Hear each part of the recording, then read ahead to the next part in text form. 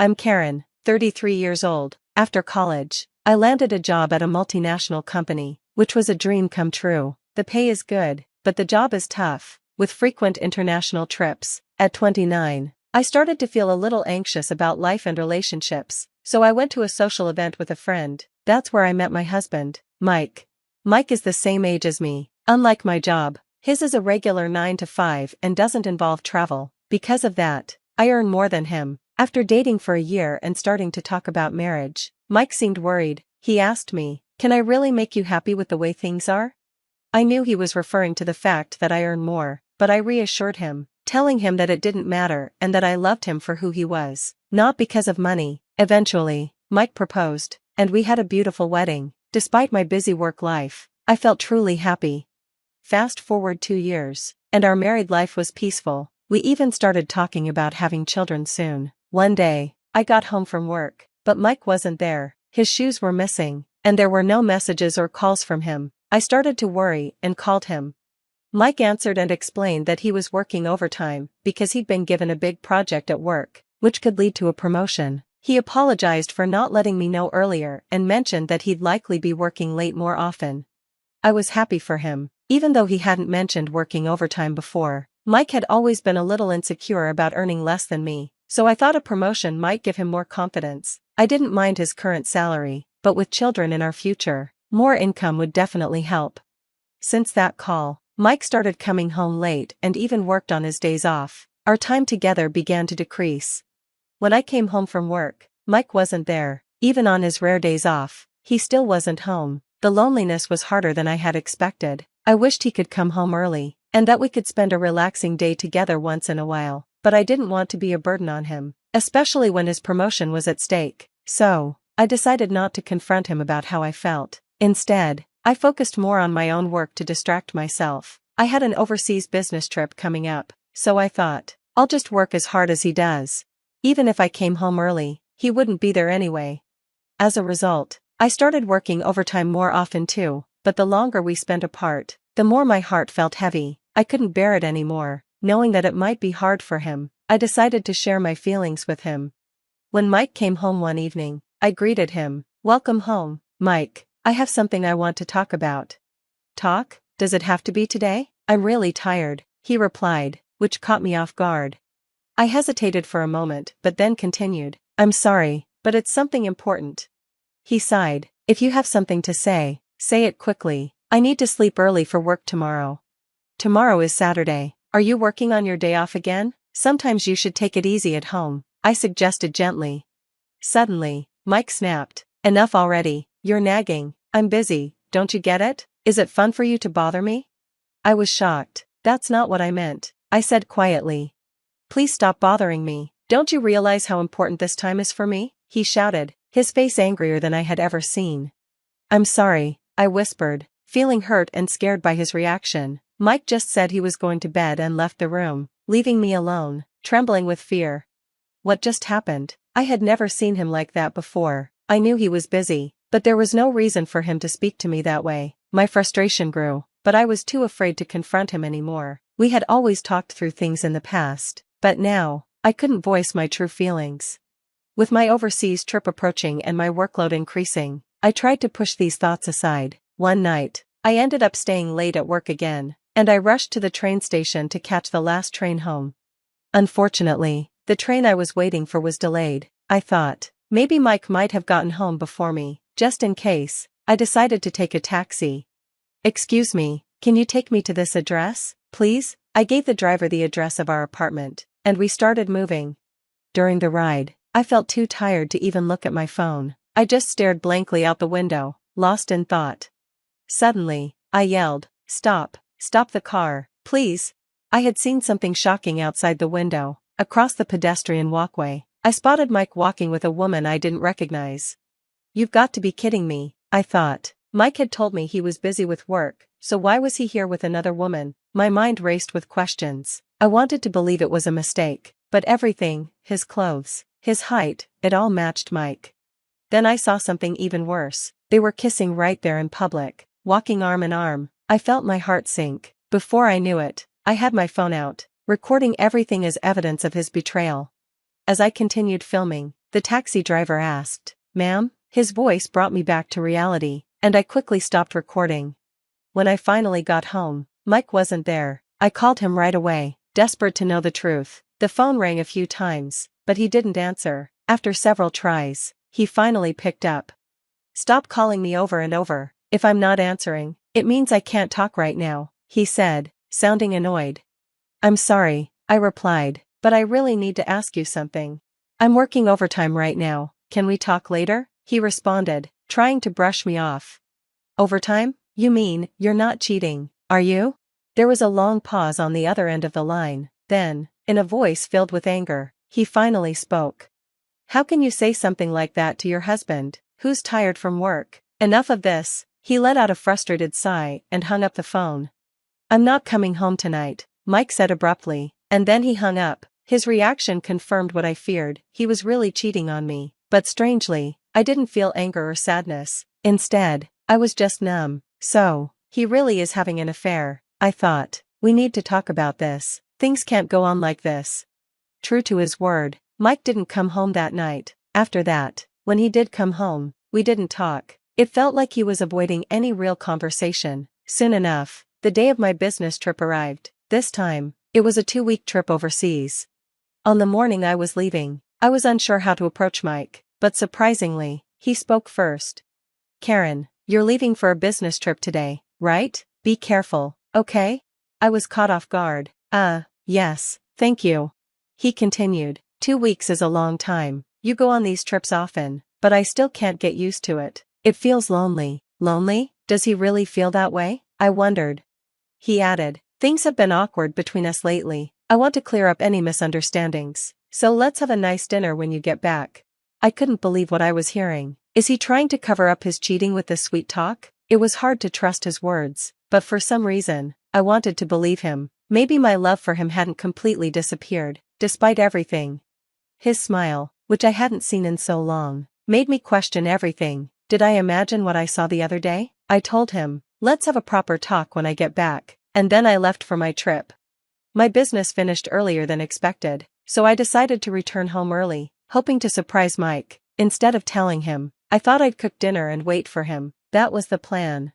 I arrived back in New York around 11 a.m. and reached home around 1 p.m. It had been about a week since I last saw the apartment, but as soon as I opened the door, my body froze. What is that? I saw a pair of light pink pumps at the entrance, definitely not mine. My heart started racing. Then, I heard voices from the living room, Mike's voice, and a woman's voice. I tiptoed down the hallway and peeked into the living room. There they were, Mike and the woman I had seen him with before. They were both sitting around, drinking, dressed in their underwear. My heart sank. With a sweet voice, the woman said, Hey Mike, are you sure it's okay to invite me over? What if your wife finds out? Mike responded casually, Nah, it's fine. She's on a business trip overseas until the day after tomorrow. Really? That's perfect timing. It's my birthday, and your wife isn't even home, she laughed. Exactly, Mike replied. Thanks to this, I can spend time at home with you. Linda, you're staying over tonight, right? Mike asked, sounding relaxed. Oh, Mike, I love you. Thank you for the present. Linda, his mistress, replied. So, the woman's name was Linda. They were hugging each other, clearly drunk. This must be a joke, I thought. Just because I earned more money, how could he do this to me? And in the apartment that I rented in my name? I felt sick to my stomach, but I pulled out my phone and recorded the whole thing as evidence. When they settled down, I quietly left the apartment, tiptoeing to avoid being noticed. As I walked out, sweat poured down my face, and my heart pounded. Despite everything I had just seen, part of me still didn't want to believe it. I kept hoping it was all a lie, but the image of them together was burned into my mind. I couldn't stay married to him anymore. I had to take action.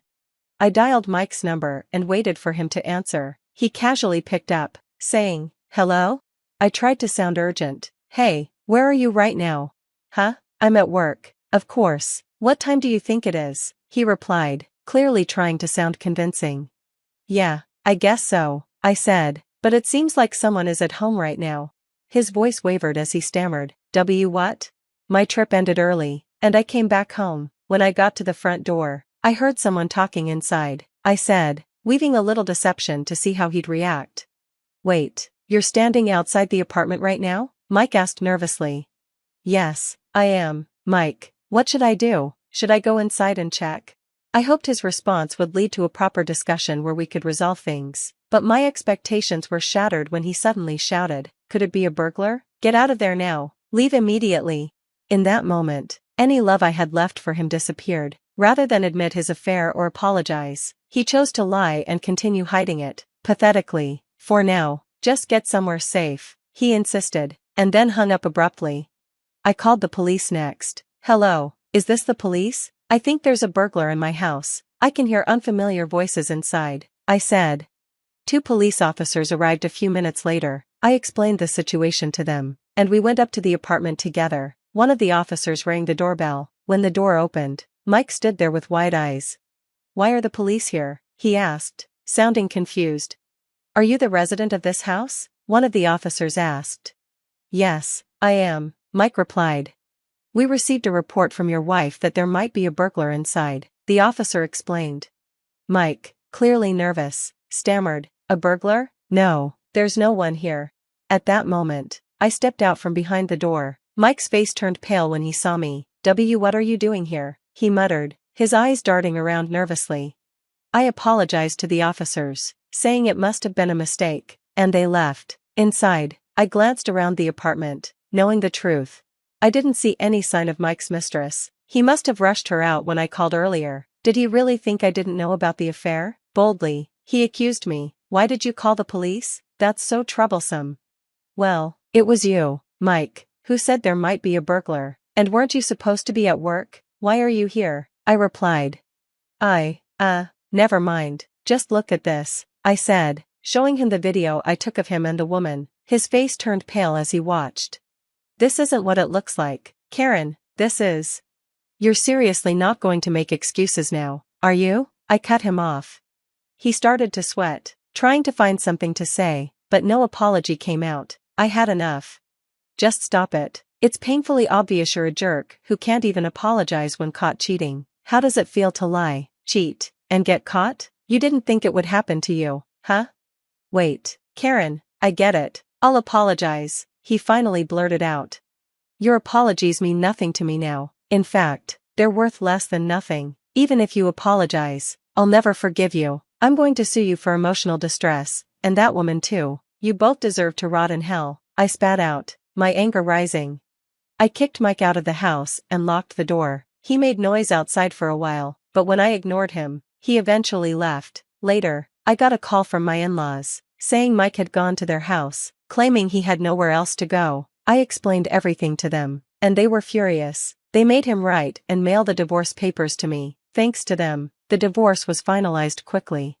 The day after the papers were accepted, my in-laws kicked Mike out of their home and cut ties with him. I sued Mike and the woman, whose name turned out to be Linda, for emotional distress. We demanded a lump sum payment. Linda was a receptionist at the same company as Mike, and once their affair became public knowledge, she quit the company. As for Mike, he's now dealing with the judgmental stares of his colleagues and somehow managing to continue working. I later found out that his so-called promotion was just a lie to cover up his affair. I felt so foolish for believing a man like that, but at least I made the decision to divorce him. From now on, I'm focusing all my energy on my career. I'm determined to achieve even higher positions and prove that marriage isn't the only path to happiness. I'm ready to create my own future, on my own terms. I stared at the clock on the kitchen wall, its ticking seeming to grow louder with each passing second. 7:45 p.m. Liam should have been home an hour ago. I smoothed my hands over the tablecloth, adjusting the place settings for what felt like the 100th time. The candles I'd lit were already halfway burned down, their warm glow doing little to soothe my frayed nerves. The front door creaked open, and I straightened in my chair, forcing a smile onto my face. Liam's heavy footsteps echoed through the hallway. "Rebecca?" he called out, his voice tinged with irritation. "Why are all the lights off?" I took a deep breath. "In here, honey. I thought we could have a nice dinner together." Liam appeared in the doorway, his tie loosened and his shirt rumpled. He glanced at the table, then at me, his brow furrowing. "What's all this about?" "I just wanted to surprise you," I said, trying to keep my voice light. "It's been a while since we've had a meal together. just the two of us. He sighed, running a hand through his salt and pepper hair. I told you I'd be working late this week. The Jameson account is— I know, I interrupted, unable to keep the edge from my voice. The Jameson account is crucial, but so is our marriage, Liam. His eyes narrowed. What's that supposed to mean? I stood up, gesturing to the elaborate spread on the table. It means I've been sitting here for over an hour, waiting for my husband to come home and have dinner with me. Is that too much to ask? Liam's jaw clenched. You know how important my work is, Rebecca. We can't all spend our days playing housewife. The words stung, and I felt my cheeks flush with anger. Playing housewife? Is that what you think I do all day? Well, it's not like you have a real job, he snapped. Maybe if you'd finished college, you'd understand the pressures I'm under. I recoiled as if he'd slapped me. We'd had this argument before, but never so viciously. I gave up my degree to support you, Liam, to raise our daughter. Or have you forgotten about Lily? His expression softened slightly at the mention of our child.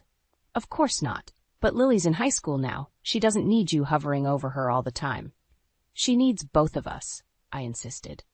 When was the last time you even asked her about her day? Liam's phone buzzed in his pocket, and he pulled it out, glancing at the screen. I have to take this, he muttered, turning away. Of course you do, I said bitterly. Go ahead, answer it. It's probably more important than your family. He paused in the doorway, looking back at me with a mixture of frustration and something else. Guilt? We'll talk about this later, Rebecca. I promise. As he walked away, already speaking in hushed tones, to whoever was on the other end of the line, I sank back into my chair. The candles flickered, casting dancing shadows across the untouched plates of food. I reached for the bottle of wine I'd opened earlier, pouring myself a generous glass. As I took a sip, my eyes fell on a framed photo on the sideboard. It showed Liam and me on our wedding day, both of us beaming with joy and hope for the future. What had happened to us? When had we become these strangers, living separate lives under the same roof? The sound of Liam's laughter drifted in from his study, and my stomach clenched. Who was he talking to that could make him laugh like that, when he barely cracked a smile around me anymore? I stood up abruptly, nearly knocking over my wine glass. This couldn't go on. Something had to change, and if Liam wasn't willing to make an effort, then I would have to take matters into my own hands. As I began clearing the table, my mind raced with possibilities. One thing was certain. I wouldn't let Liam belittle me or our marriage any longer. It was time to remind him of exactly who he was dealing with. The next morning, I woke to an empty bed, the sheets on Liam's side cold and untouched. I sighed, remembering our argument from the night before. As I made my way downstairs, I caught sight of a note on the kitchen counter. Early meeting. Don't wait up. L. I crumpled the paper in my fist, fighting back tears. How had we come to this? My mind drifted back to the early days of our relationship, when Liam couldn't bear to be apart from me for even a day. I remembered our first date, a picnic in the park. Liam had been so nervous, he'd forgotten the corkscrew for the wine. We'd ended up drinking warm soda and laughing about it for hours. That laughter seemed like a distant memory now. The sound of footsteps jolted me from my reverie. Lily appeared in the doorway, her backpack slung over one shoulder. Morning, Mom, she said, grabbing an apple from the fruit bowl. Is Dad gone already? I nodded, forcing a smile. Early meeting, you know how it is. Lily rolled her eyes. Yeah, I know, he's always busy these days. The bitterness in her voice mirrored my own feelings, and I felt a pang of guilt. I tried to shield Lily from the growing tension between Liam and me, but she was perceptive. At 16, not much got past her. Hey, I said, reaching out to touch her arm. How about we have a girls' night this weekend? We could watch movies, order pizza. Lily's face lit up. Really? That sounds great, Mom. As she headed out the door, I felt a small spark of hope. At least I still had a strong connection with my daughter.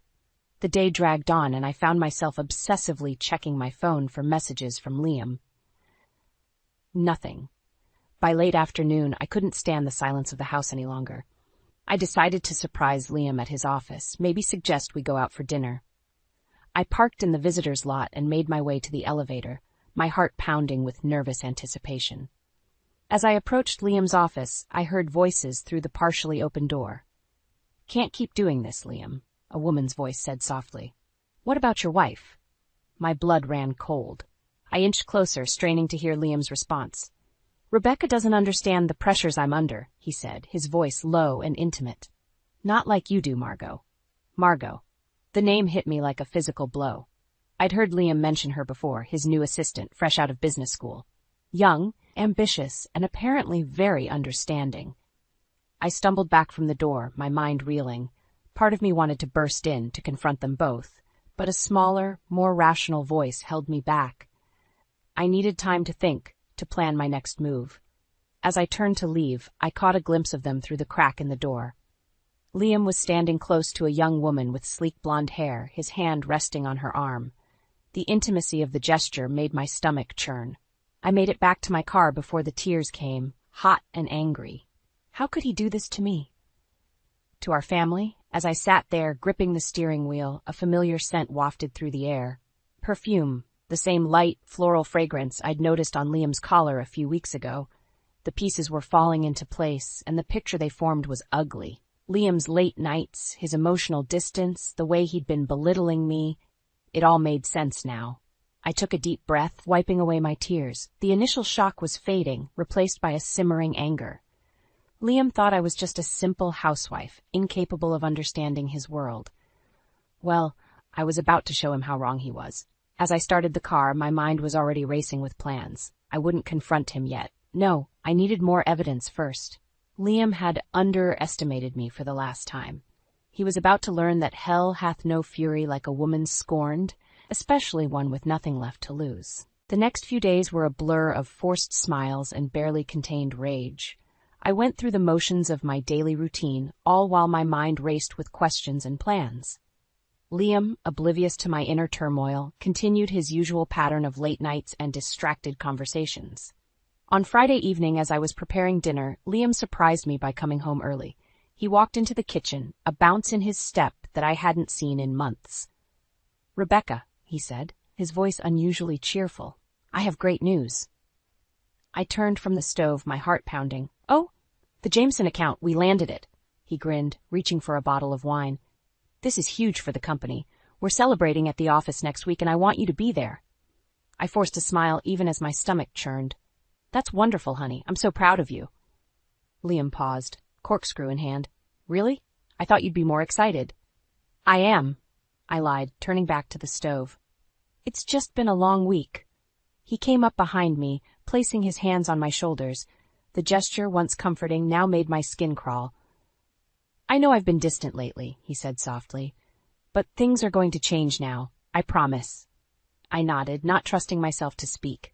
As we sat down to dinner, Liam launched into a detailed account of how they'd secured the account. I half listened, pushing food around my plate until a familiar name caught my attention. And I couldn't have done it without Margot, Liam was saying, his eyes bright with enthusiasm. She's absolutely brilliant, Rebecca. The way she handled the presentation, I've never seen anything like it. I set down my fork, my appetite gone. Margot seems to be quite the asset to your team. Liam nodded, oblivious to the edge in my voice. She really is. In fact, I'm thinking of recommending her for a promotion. She's wasted as just an assistant. How nice for her, I said, my tone icy. I'm sure she appreciates all your support. Liam finally seemed to notice my mood. Is everything okay, Rebecca? You seem upset. I stood up abruptly, nearly knocking over my wine glass. Upset? Why would I be upset? My husband is never home, and when he is, all he can talk about is his wonderful assistant. Why on earth would that upset me? Liam's face darkened. What are you implying? I'm not implying anything, I snapped. I'm just wondering when Margot became more important to you than your own family. He stood up, his chair scraping against the floor. That's not fair, Rebecca. My work is important. It provides for this family. And is that all we are to you now? An obligation? An afterthought? Liam ran a hand through his hair, frustration evident in every line of his body. You're being irrational. Margot is a colleague, nothing more. A colleague you can't stop praising, I retorted. A colleague you spend more time with than your own wife. Because she understands the pressures I'm under, Liam shouted. She doesn't constantly nag me or make me feel guilty for working hard. The words hung in the air between us, sharp and cutting. I felt as if all the oxygen had been sucked out of the room. I see, I said quietly. Well, I wouldn't want to nag you any further. Enjoy your dinner. I'm sure Margot would appreciate it more than I do. I turned and walked out of the dining room, ignoring Liam's calls behind me.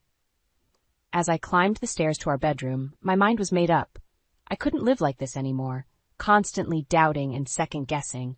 It was time to find out the truth, once and for all. Locking the bedroom door behind me, I pulled out my phone and dialed a number I'd been avoiding for days. Hello? A gruff voice answered. Mike, it's Rebecca. I need your help. How soon can you start surveillance on my husband? The next week crawled by in a haze of anxiety and anticipation. Every time my phone buzzed, my heart leapt, hoping it was Mike with an update. But the days passed with no concrete evidence, just vague reports of Liam and Margot working late, sharing lunch, nothing definitively incriminating. On Thursday afternoon, I was folding laundry when my phone finally rang. It was Mike. Rebecca, he said, his voice grave. I've got something you need to see. My hands shook as I drove to the dingy office where Mike worked. He met me at the door, a thick manila envelope in his hands. Are you sure you want to see this? He asked, his eyes full of pity. I nodded, unable to speak. He led me to a small room with a TV and DVD player. As he slipped the disc in, my stomach churned with dread. The grainy footage showed Liam and Margot leaving the office, laughing and walking close together. They got into Liam's car and drove to a nearby hotel. I watched, numb with shock, as they checked in and disappeared into a room together. I'm sorry, Rebecca, Mike said softly. The timestamp shows they were in there for over 3 hours. I sat there, staring at the frozen image of my husband with another woman, feeling as if my entire world was crumbling around me. Then something inside me snapped. A cold, hard resolve settled over me. I need copies of everything, I said, my voice steady despite the turmoil inside. Photos, videos, timestamps, everything. Mike nodded, handing me the envelope. It's all in here. What are you going to do? I stood up, clutching the evidence of my husband's betrayal. I'm going to take back control of my life. At home, I spread the contents of the envelope across our bed where Liam had promised to love and cherish me till death do us part. The irony wasn't lost on me. As I stared at the damning photos, a plan began to form in my mind. Liam had always underestimated me, treated me like I was naive and helpless. Well, I was about to show him just how wrong he was. I heard the front door open and close, followed by Liam's footsteps on the stairs. Taking a deep breath, I steeled myself for the confrontation to come. Liam walked into the bedroom, loosening his tie. He froze when he saw the photos spread across the bed. Rebecca, he said, his face pale. What is all this? I met his gaze, my voice ice cold. This, Liam, is evidence of your affair with Margot. Did you really think I wouldn't find out? He stumbled forward, reaching for the photos. I can explain. Save it, I snapped, snatching the evidence away from him. I don't want to hear your lies anymore. I want a divorce. Liam's face crumpled. Please, Rebecca, we can work this out. Think about Lily. Don't you dare bring our daughter into this, I hissed. You should have thought about her before you started sleeping with your assistant. He sank onto the bed, his head in his hands. What do you want from me? I looked at him, this man I had loved for so long, and felt nothing but contempt. I want you to leave. Tonight, I'll have my lawyer contact you about the divorce proceedings. Liam's head snapped up. You can't be serious. Where am I supposed to go? I don't know, and I don't care, I said, my voice steady. Maybe Margot has room for you. All I know is that I want you out of this house and out of my life. As Liam began to plead and argue, I tuned him out. My mind was already racing ahead, planning my next steps. I had a long road ahead, telling Lily, dealing with lawyers, rebuilding my life. But for the first time in months, I felt a glimmer of hope. I was done being the victim in this story. From now on, I was taking charge of my own narrative. And Liam?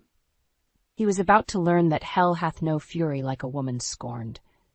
The house felt eerily quiet in the days following Liam's departure. Lily, devastated by the news of her father's infidelity, had retreated into a shell of sullen silence. I tried to give her space, knowing she needed time to process everything. It was nearly midnight when I heard the front door open.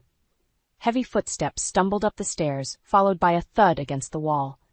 I tensed, recognizing Liam's drunken gait. Rebecca, he called out, his words slurred. I know you're awake. We need to talk. I slipped out of bed, my heart pounding. As I opened the bedroom door, I found Liam leaning against the wall, his eyes bloodshot and his shirt rumpled.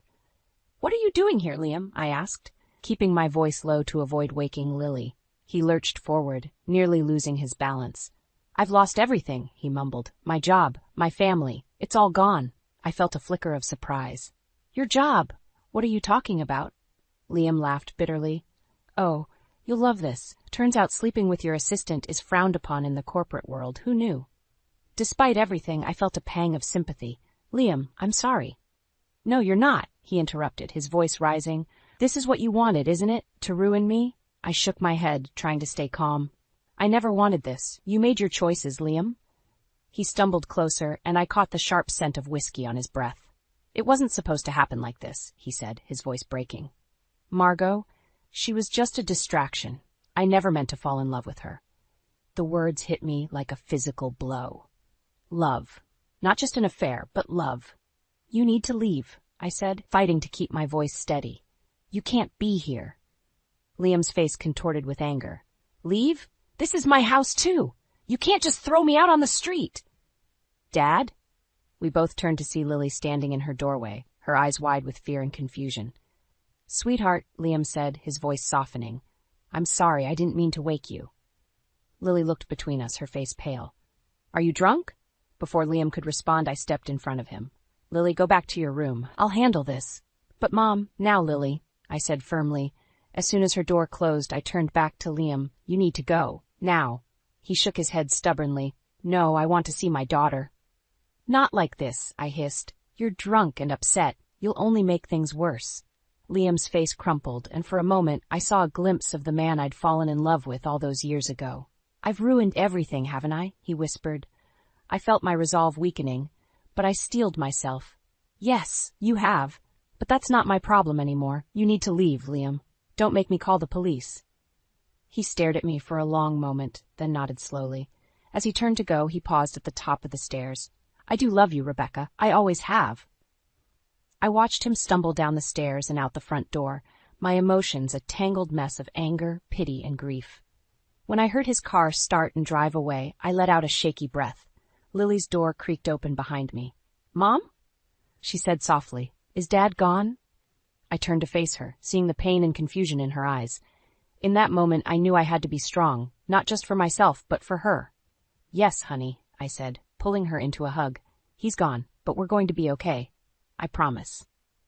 As I held my daughter, I felt a new resolve settling over me. Liam's confession had sealed the fate of our marriage, but it had also freed me. No more doubts, no more second chances. It was time to take charge of my life, to build a new future for Lily and me. Tomorrow, I decided, I would call my lawyer. It was time to make this separation official. Liam had made his choice, and now I was making mine. The road ahead would be difficult, but for the first time in years, I felt ready to face whatever challenges lay ahead. The morning after Liam's drunken visit, I woke with a sense of grim determination. I called my lawyer before I'd even had my first cup of coffee, setting the divorce proceedings in motion. Then, I made another call, one I'd been dreading but knew was necessary. "Hello, Sophie? It's Rebecca. We need to talk about Liam." An hour later, I was sitting in Andrew and Isabel's living room, surrounded by hastily packed suitcases. Lily sat beside me, her face a mask of stoic resignation. "Are you sure about this, Becca?" Isabel asked, concern etched on her face. I nodded, squeezing Lily's hand. "We can't stay in that house anymore. Not with Liam showing up drunk in the middle of the night." Andrew frowned. "Has he threatened you?" "Not exactly," I sighed. "But I don't trust him right now, and I need to protect Lily." As if on cue, my phone buzzed with a text from Liam. "Where are you? We need to talk." I ignored it, focusing instead on the task at hand. "I'm meeting Liam's parents in an hour. I need you to watch Lily." Lily's head snapped up. "Mom, no. I want to come with you." "Sweetheart, I don't think. Please," she interrupted, her voice trembling. "I need to understand what's happening." I hesitated, then nodded. She was old enough to hear the truth, no matter how painful. The drive to Martin and Sophie's house was tense. As we pulled up, I saw Liam's car already in the driveway. My stomach churned with anxiety. "Whatever happens," I told Lily, "remember that none of this is your fault." Inside, the atmosphere was thick with tension. Liam sat on the couch, his parents flanking him like disapproving sentinels. When he saw Lily, his face crumpled. "Sweetheart, I'm so sorry." "Save it," I snapped, guiding Lily to a chair. "You're here to listen, not talk." Sophie cleared her throat. "Rebecca, what's this all about?" "Liam says you're trying to take everything from him," I laughed bitterly, pulling out the envelope of evidence. "Everything? Let me show you what your son has been up to." For the next 20 minutes, I laid out the sordid details of Liam's affair. The late nights, the hotel visits, the incriminating photos. With each revelation, Martin and Sophie's faces grew paler. Liam jumped to his feet. "You had me followed? How could you?" "How could I?" I shouted, my composure finally breaking. "How could you throw away our marriage for some fling with your assistant?" "It wasn't a fling," Liam yelled back. "I love her." The room fell silent. Lily let out a choked sob, and I pulled her close. Sophie stood up slowly, her face a mask of disappointment. "Liam, is this true? All of it?" He deflated, sinking back onto the couch. "Yes," he whispered. "I'm sorry." Martin shook his head, disgust evident in his voice. "Sorry doesn't cut it, son. You've betrayed your family, lost your job. What were you thinking?" As Liam fumbled for answers, I felt a strange sense of calm wash over me. This was it, the moment I'd been dreading and anticipating in equal measure. "I don't want your apologies," I said, my voice steady. "I want a divorce, and I want full custody of Lily." Liam's head snapped up. "You can't take my daughter from me. Watch me," I growled. "You lost any right to her when you chose Margot over your family." The room erupted into chaos, Liam shouting, his parents trying to mediate, Lily crying softly beside me. But I stood firm, my resolve stronger than ever. As we left, Sophie caught my arm. "Rebecca, wait, we had no idea. What can we do?" I looked at her, seeing the genuine pain in her eyes. "Support your granddaughter," I said softly. "She's going to need all the love she can get." Driving away, I felt a weight lift from my shoulders. The road ahead was still uncertain, but for the first time in months, I felt like I was in control. "Mom?" Lily's voice was small in the passenger seat. "What happens now?" I reached over, squeezing her hand. "Now, sweetheart, we start over. Together." The days following our confrontation with Liam and his parents were a whirlwind of activity. Lily and I settled into Andrew and Isabel's guest room, surrounded by boxes of hastily packed belongings. I spent hours on the phone with my lawyer, trying to navigate the complexities of divorce proceedings and custody arrangements. One afternoon, as I sat at the kitchen table surrounded by legal documents, my phone rang. It was Sophie, Liam's mother. "Rebecca," she said, her voice tight with emotion. "Martin and I have been talking. We want to help." I felt a flicker of hope. "Help how?" "We've decided to provide financial support for you and Lily," she explained. "We can't stand by and watch our granddaughter suffer because of Liam's mistakes." Relief washed over me, followed quickly by suspicion. "And what does Liam think about this?" Sophie's voice hardened. "Frankly, we don't care what Liam thinks. He's made his bed, and now he can lie in it." As I hung up, I felt a mix of gratitude and unease. The support would be invaluable, but I couldn't shake the feeling that this was just the calm before the storm. My instincts proved correct. The next morning, as Lily and I were eating breakfast, there was a pounding on the front door. Andrew opened it, and Liam burst in, his face flushed with anger. "You turned my own parents against me?" he shouted, advancing towards me. "Wasn't it enough to take my daughter?" I stood up, placing myself between Liam and Lily. "I didn't turn anyone against you, Liam. Your actions did that all on their own." He laughed bitterly. "Oh, that's rich. You're the one who's been plotting and scheming, gathering evidence like some amateur detective." "Dad, please," Lily pleaded, her voice trembling. "Just go." Liam's face softened for a moment as he looked at our daughter. Then his expression hardened again. "I'm not going anywhere without you, sweetheart. Pack your things. We're leaving." I felt a surge of panic. "She's not going anywhere with you, Liam. The custody arrangement." "Screw the custody arrangement," he roared. "She's my daughter, too." Andrew stepped forward, his voice calm but firm. "Liam, you need to leave, now." For a tense moment, I thought Liam might lash out physically, but then he deflated, looking suddenly old and tired. "This isn't over," he muttered, before storming out. As soon as the door slammed shut, Lily burst into tears. I pulled her close, my own heart racing. "It's okay, sweetheart. You're safe. I won't let anything happen to you." But even as I said the words, I felt a creeping doubt. How could I protect her when I felt so vulnerable myself? That night, after Lily had finally fallen asleep, I sat in the darkened living room, my mind racing. The financial support from Martin and Sophie was a godsend, but it wouldn't solve everything. I needed a job, a place of our own, a way to ensure Lily's safety and happiness. As I scrolled through job listings on my phone, a text message popped up. It was from an unknown number. You think you've won, but you have no idea what's coming. Enjoy your time with Lily while you can. My blood ran cold. I knew instantly it was from Liam. With shaking hands, I called my lawyer's emergency line. "Rebecca?" She answered, sounding groggy. "What's wrong?" "I think Liam's going to try to take Lily," I said, my voice barely above a whisper. "He showed up here today demanding to take her, and now he's sending threatening messages." There was a pause. Then my lawyer's voice came back, sharp and focused. "Listen to me carefully, Rebecca. We need to act fast. I'm going to file for an emergency custody order first thing in the morning. In the meantime, don't let Lily out of your sight." As I hung up, I felt a strange mix of terror and determination. Liam had taken so much from me already, my trust, my security, my sense of self. But I'd be damned if I let him take our daughter too. I crept into the guest room, watching Lily's peaceful sleeping face.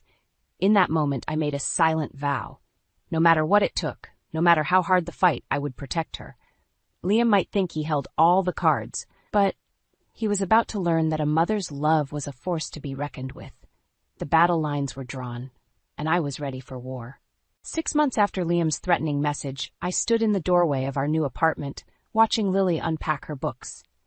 The journey here hadn't been easy, but we'd made it. The emergency custody order had been granted, much to Liam's fury. He'd fought it tooth and nail, but his recent behavior and job loss worked against him. In the end, the judge had awarded me full custody, with Liam granted supervised visitation only. I'd found a job as an administrative assistant at a local community college. It wasn't glamorous, but it offered stability and, more importantly, the opportunity to take classes for free. I was finally pursuing the degree Liam had always belittled me for not having. "Mom?" Lily's voice pulled me from my thoughts. "Can we hang this up?" She held up a framed photo of the two of us, taken at the beach last month, our first vacation as a new family unit. "Of course, sweetheart," I said, smiling. "Let's find the perfect spot." As we debated wall placement, my phone buzzed. It was a text from Sophie. "Thinking of you both today. Let us know if you need anything." Liam's parents had been true to their word, providing financial support and unwavering love for Lily. Their relationship with Liam remained strained, but they'd made it clear that Lily and I were their priority now. Just as we hung the photo, there was a knock at the door. My heart raced. Old fears die hard, but I forced myself to remain calm as I answered it. It was Andrew and Isabel, arms laden with housewarming gifts and takeout food. "We come bearing gifts and sustenance," Isabel announced, sweeping into the apartment. As we settled around our small dining table, I felt a wave of gratitude wash over me. These people, my chosen family, had been my rock through the darkest days. Midway through dinner, my phone rang. Liam's name flashed on the screen. "Do you want me to answer it?" Andrew offered, his face concerned. I shook my head, taking a deep breath. "No, I've got this." I stepped into the bedroom, steeling myself. "Hello, Liam." "Rebecca," his voice was softer than I'd expected. I wanted to congratulate you on the new place. Mom told me you'd moved in today." I felt a flicker of surprise. "Thank you. That's unexpected." There was a long pause. "I've been seeing a therapist," he finally said, "trying to understand why I did what I did. I know it doesn't change anything, but I wanted you to know I'm working on myself." I closed my eyes, feeling a complex mix of emotions. "I'm glad to hear that, Liam, for Lily's sake, if nothing else." "Yeah," he said quietly. "Listen, I know I have no right to ask, but do you think someday we might be able to revise the custody arrangement? I miss her so much." I took a deep breath, considering my words carefully. "That's not something I can promise right now, Liam. But if you keep working on yourself, keep showing up for supervised visits, then maybe someday we can discuss it." "I understand," he said, and I could hear the mix of disappointment and hope in his voice. "Thank you for even considering it." As I hung up, I felt a weight lift from my shoulders. The anger and bitterness I'd carried for so long seemed to dissipate, replaced by a cautious optimism. I rejoined the others in the living room, where Lily was regaling Andrew and Isabel with stories from her new school. As I sat down, Isabel caught my eye, raising an eyebrow in silent question. "It's okay," I said, smiling. "Everything's okay." And for the first time in a long time, I truly believed it. The road ahead wouldn't be easy. Co-parenting with Liam, juggling work and school, building a new life from the ashes of the old one. But I was ready for the challenge. As I looked around at the faces of my loved ones, I felt a surge of pride and determination. We'd weathered the storm, Lily and I, and come out stronger on the other side. Whatever the future held, I knew we could face it together. The apartment might be small, our family unconventional, but it was ours. And as I raised my glass in a toast to new beginnings, I realized that this, right here, right now, was exactly where I was meant to be. I smoothed the tablecloth for the 100th time, fussing over the place settings. Everything had to be perfect for Jake and Grace's anniversary dinner. My son and daughter-in-law deserved nothing less. "Mom, relax," Jake said, placing a gentle hand on my shoulder. "It looks great." I turned to him, drinking in his kind eyes, so like his father's. "I just want it to be special for you two." Grace appeared in the doorway, her smile radiant. "Carolyn, you've outdone yourself. It's beautiful." "Well, let's not stand around admiring the table," I said, shooing them toward the kitchen. "We've got a feast to prepare." As we chopped vegetables and seasoned the roast, laughter filled the air. It felt good being together like this. Normal. I pushed away the nagging worry that had been gnawing at me lately. Edward had been distant, working late more often than not. But tonight wasn't about that. Tonight was for celebrating love. The front door opened with a bang. "Carolyn?" Edward's voice rang out, sharp and urgent. I wiped my hands on a dish towel. "In the kitchen, dear. You're home early." He appeared in the doorway, his face flushed. My stomach clenched at the wild look in his eyes. "I need to talk to you," he said, "privately." Jake's brow furrowed. "Dad, what's going on?" Edward ignored him, his gaze fixed on me. "Now, Carolyn." I nodded, following him to the living room. My heart pounded as I perched on the edge of the sofa. "Edward, what is it? You're scaring me." He paced, running a hand through his silver hair. "I can't do this anymore. I've tried, but I can't keep living a lie." "What are you talking about?" He stopped, fixing me with a pained look. "I've fallen in love with someone else." The world tilted sideways. I gripped the armrest, struggling to breathe. "What?" "Her name is Vanessa. She's younger. We met at work, and it just happened." A hysterical laugh bubbled up. "It just happened? 40 years of marriage, and it just happened?" Edward knelt before me, reaching for my hands. I jerked away. "I never meant to hurt you, Carolyn, but I can't deny my feelings anymore." "Your feelings?" My voice rose. "What about my feelings? What about our family?" Jake burst into the room, Grace close behind. "What the hell is going on?" I stood on shaky legs. "Your father is leaving me for a younger woman." Jake's face contorted with fury. "Are you kidding me? After everything Mom's done for you?" Edward straightened, his jaw clenching. "This doesn't concern you, Jake." "The hell it doesn't!" Jake shouted. "You're tearing our family apart." I stepped between them, holding up my hands. "Stop it, both of you. This isn't helping." Grace wrapped an arm around my shoulders. "Carolyn, I'm so sorry." I sagged against her, suddenly exhausted. "Edward, I think you should leave." He nodded, shoulders slumping. "I'll get my things tomorrow." As the door closed behind him, the reality of what had just happened hit me like a tidal wave. I sank to the floor, sobs racking my body.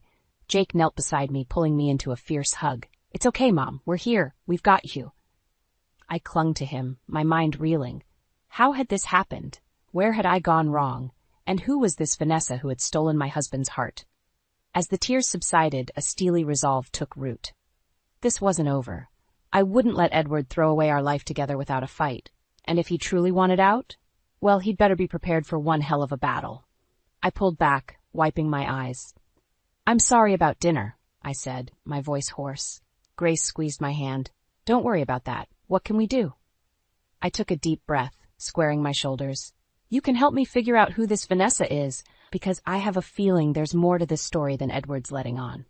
Jake's eyes widened. "Mom, are you sure that's a good idea?" I met his gaze, steel in my voice. "I'm sure of one thing. I deserve answers, and I'm going to get them, one way or another." The morning after Edward's bombshell, I woke to the sound of raised voices. I stumbled out of bed, my head pounding from a night of fitful sleep and too many tears. Jake's angry tone cut through the fog of my grief. How could you do this to Mom, after everything she's done for you? I crept down the stairs, my heart racing. Edward's reply was low and terse. This is between your mother and me. Stay out of it. Like hell I will, Jake shouted. You're tearing this family apart. I rounded the corner to find them squaring off in the living room, Jake's face flushed with anger, Edward set in stubborn lines. Stop it, both of you, I said, my voice hoarse. They turned, startled by my presence. Jake's expression softened. Mom, I'm sorry. We didn't mean to wake you. Edward's gaze skittered away from mine. I just came to get some of my things. I nodded, too numb to argue. Fine, take what you need and go. As Edward headed upstairs, Jake turned to me, his eyes blazing. You can't let him get away with this, Mom. We should call a lawyer, make sure he doesn't try to cheat you out of what's rightfully yours. I sank onto the couch, suddenly exhausted. Jake, honey, I appreciate your concern, but I need to handle this myself. But Mom, no buts, I said firmly. This is my marriage, my life. I won't have you jeopardizing your relationship with your father over this. Jake's jaw clenched. He doesn't deserve my respect after what he's done. I reached for his hand, squeezing it gently. He's still your father. And despite everything, we had 40 good years together. That has to count for something. Edward's footsteps on the stairs silenced us. He appeared with a duffel bag slung over his shoulder, looking older than I'd ever seen him. I'll be staying at the Comfort Inn for now, he said, not quite meeting my eyes. And I'll call you about arranging to get the rest of my things. I nodded, not trusting myself to speak. As he reached for the door, Jake stepped forward. Dad, he said, his voice tight, I hope she's worth it. Edward's shoulders stiffened. Son, you don't understand. You're right, I don't. Jake cut him off. And I don't want to. Just know that if you hurt Mom any more than you already have, you'll have me to answer to. The door slammed behind Edward, leaving a heavy silence in its wake. I slumped forward, burying my face in my hands. Oh, Jake, I whispered. What am I going to do? He sat beside me, wrapping an arm around my shoulders. We'll figure it out, Mom. You're not alone in this. I leaned into him, grateful for his strength, but a nagging worry gnawed at me. I don't want this to come between you and your father, or affect your relationship with Grace. Jake's arm tightened around me. Don't worry about us. We're on your side, 100%. I pulled away, meeting his eyes. That's exactly what I'm afraid of. I won't let Edward's mistakes poison our family any more than they already have. A key turned in the lock, and Grace bustled in, arms laden with grocery bags. I thought we could use some comfort food, she announced, then faltered at the tension in the room. What did I miss? Jake filled her in as I retreated to the kitchen, busying myself with putting away the groceries. My mind raced, trying to make sense of the past 24 hours. How had my life imploded so quickly? As I reached for a box of pasta, my hand brushed against the anniversary gift I'd hidden for Jake and Grace. The realization hit me like a punch to the gut. In all the chaos, I'd forgotten their celebration entirely. I sank to the floor, clutching the small package to my chest as sobs racked my body. This was supposed to be a joyous time for them, and instead, my marital drama was overshadowing everything. In that moment, I made a decision. I would not let Edward's betrayal define me or destroy our family. I would face this head-on my own terms. It was time to reclaim my life and my dignity. Wiping my eyes, I stood and squared my shoulders. The first step? Finding out exactly who this Vanessa was and what she wanted with my husband. I stood in the middle of my new apartment, surrounded by boxes and the remnants of my old life. The space was small, but it was mine. A fresh start. The doorbell rang, startling me from my thoughts. I opened it to find Martha, my best friend of 30 years, holding a bottle of wine and wearing a determined expression. All right, honey, she said, breezing past me. Time for some girl talk and liquid therapy. I couldn't help but smile. It's barely noon, Martha. She waved a dismissive hand. It's 5 o'clock somewhere. Now where are your glasses? As we settled on my second-hand couch, Martha fixed me with a stern look. Spill it, Carolyn. I want every detail about this hussy who's stolen your man. I sighed, twirling the wine in my glass. There's not much to tell. Her name's Vanessa. She works with Edward. That's all I know. Martha's eyes narrowed. That can't be all. Have you done any digging? No, I admitted. I've been too busy trying to put my life back together. Well, lucky for you, I've got connections, Martha said with a mischievous glint in her eye. My nephew works in HR at Edward's company. He did some snooping for me. My heart raced. Martha, you didn't. Oh, I did, she said, leaning forward. And honey, you're not going to like what I found out. I braced myself. Tell me. Vanessa's been working there for over a year, in Edward's department. Martha's voice softened. Carolyn, I think this has been going on for a while. The room spun. I set down my glass, afraid I might drop it. A year? But how could I not have known? Martha took my hand. Don't blame yourself. Men can be very good at hiding these things when they want to. Anger flared, hot and sudden. I want to confront him, make him tell me the truth. Not yet, Martha cautioned. We need more information. A plan. The doorbell rang again. I frowned, not expecting anyone else. When I opened it, I found Jake on the other side, looking uncomfortable. Hey, Mom, he said, shifting from foot to foot. Can we talk? I ushered him in, introducing him to Martha. He nodded politely, then turned to me with a serious expression. Mom, I know you said to stay out of it, but I couldn't just sit back and do nothing, he said in a rush. I hired a private investigator. You did what? I gasped. Jake pulled out a manila envelope. He's been following Dad and Vanessa. There are photos. I snatched the envelope, my hands shaking as I opened it. The first photo showed Edward and a young woman, Vanessa, I presumed, having dinner at an intimate restaurant. They were leaning close, smiling, his hand covering hers on the table. There's more, Jake said quietly. I flipped through the stack. Edward and Vanessa entering a hotel. Kissing in a park. Shopping for jewelry. The last photo made my blood run cold.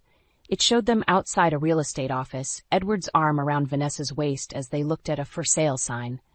He's buying her a house, I whispered, my voice breaking, with our money.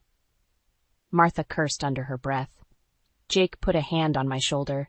I'm so sorry, Mom. I thought you should know. I sank onto the couch. The photos scattered around me like shrapnel from an explosion. My mind raced, piecing together a year's worth of late nights at the office, business trips, and vague excuses. What are you going to do? Jake asked. I looked up at him, then at Martha. In that moment, something inside me hardened. The shock and grief of the past weeks crystallized into a cold, sharp anger. I'm going to fight, I said, my voice steady, for my dignity, for my family, and for every penny that lying bastard owes me. Martha nodded approvingly. That's my girl. Jake's eyes widened. Mom, are you sure this could get ugly? I stood, gathering the photos. It's already ugly, Jake. But I won't let Edward and his little girlfriend destroy everything we've built. It's time I showed them both what I'm made of. As I stared at the evidence of my husband's betrayal, a plan began to form. Edward thought he could discard me like yesterday's news. He was about to learn just how wrong he was. I stood outside Edward's office building, my heart pounding. After weeks of digging and planning, I was finally ready to confront Vanessa face to face. I'd learned she worked on the same floor as Edward, in marketing. The thought of them sneaking around behind my back for months made my blood boil. Taking a deep breath, I pushed through the revolving doors and marched to the elevator. As I rode up to the 14th floor, I rehearsed what I'd say. I'd be calm, dignified. I wouldn't let her see how much she'd hurt me. The elevator dinged, and I stepped out into a bustling office. A young receptionist looked up, her smile faltering as she took in my determined expression. Can I help you? She asked. I'm here to see Vanessa, I said, my voice steadier than I felt. It's urgent. Before the receptionist could respond, a melodic laugh floated across the office. I turned to see a stunning woman in her early 30s, her golden hair cascading over her shoulders as she chatted with a group of coworkers. Vanessa. Seeing her in person, so vibrant and full of life, hit me like a punch to the gut. How could I compete with that? I must have made a sound, because Vanessa looked up, her eyes meeting mine. Recognition flickered across her face, followed quickly by surprise, and then guilt. Mrs. Harrison, she said, her voice barely above a whisper. The use of my married name snapped me back to reality. I straightened my spine and strode towards her. Vanessa, I said coolly, I think it's time we had a chat, don't you? She nodded, leading me to a small conference room. As soon as the door closed behind us, words tumbled out of my mouth. How could you? I demanded. He's old enough to be your father. We have a life, a family. Did that mean nothing to you? Vanessa's eyes filled with tears. I'm so sorry, she said. I never meant for any of this to happen. Edward was just so kind, so attentive. He made me feel special. I laughed bitterly. And I suppose the fact that he's a wealthy, successful man had nothing to do with it? She flinched.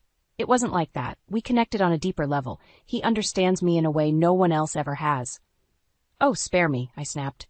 Do you have any idea what you've done? You've torn apart a family. My son, my daughter-in-law, they're devastated. Vanessa's face crumpled. I didn't want to hurt anyone. Edward said. He said you'd grown apart, that you'd understand. I felt like I'd been slapped. Understand? How could I possibly understand my husband throwing away 40 years of marriage for a fling with a woman half his age? It's not a fling, Vanessa insisted. We love each other. We're planning a future together. The room spun. I gripped the back of a chair to steady myself. A future? What kind of future do you think you'll have? Do you really believe he'll leave everything behind for you? Doubt flickered in Vanessa's eyes. He said he would. We've been looking at houses. With my money, I cut in. Did he tell you that? The money we saved together for our retirement, for our grandchildren's education. Vanessa paled. I didn't know. There's a lot you don't know, I said, my voice low and dangerous.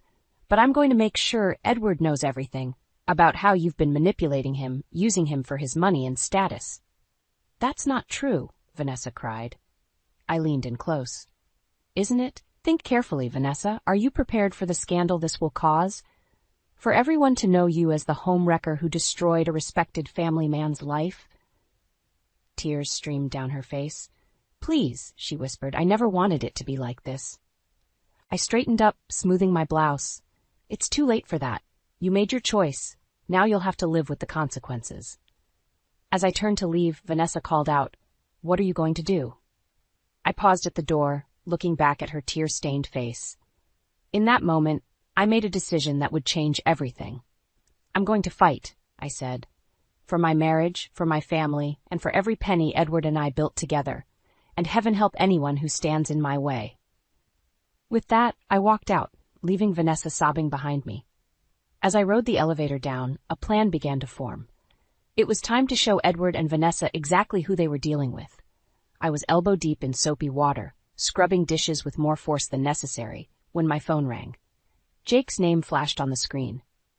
Mom, are you sitting down? His voice was a mix of excitement and nervousness.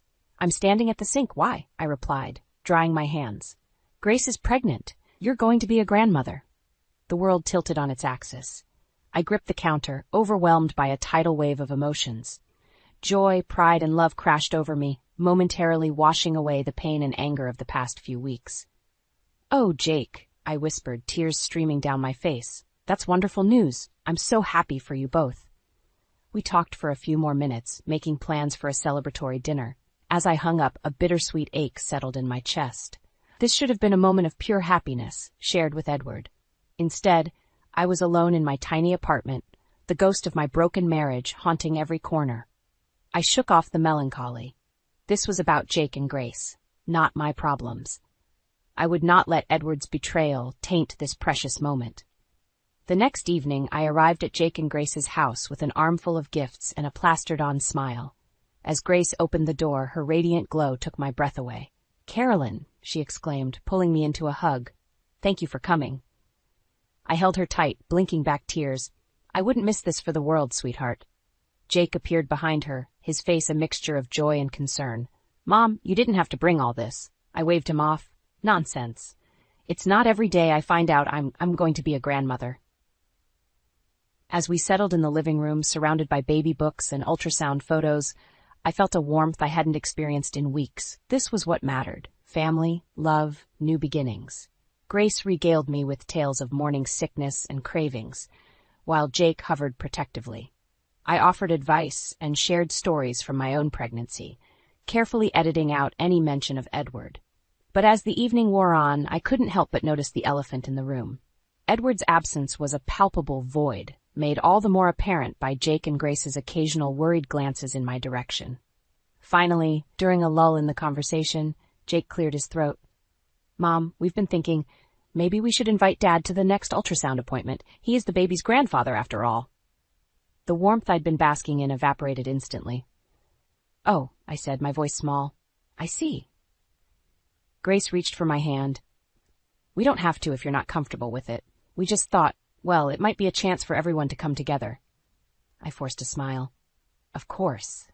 You're absolutely right. This baby deserves to know all of its grandparents.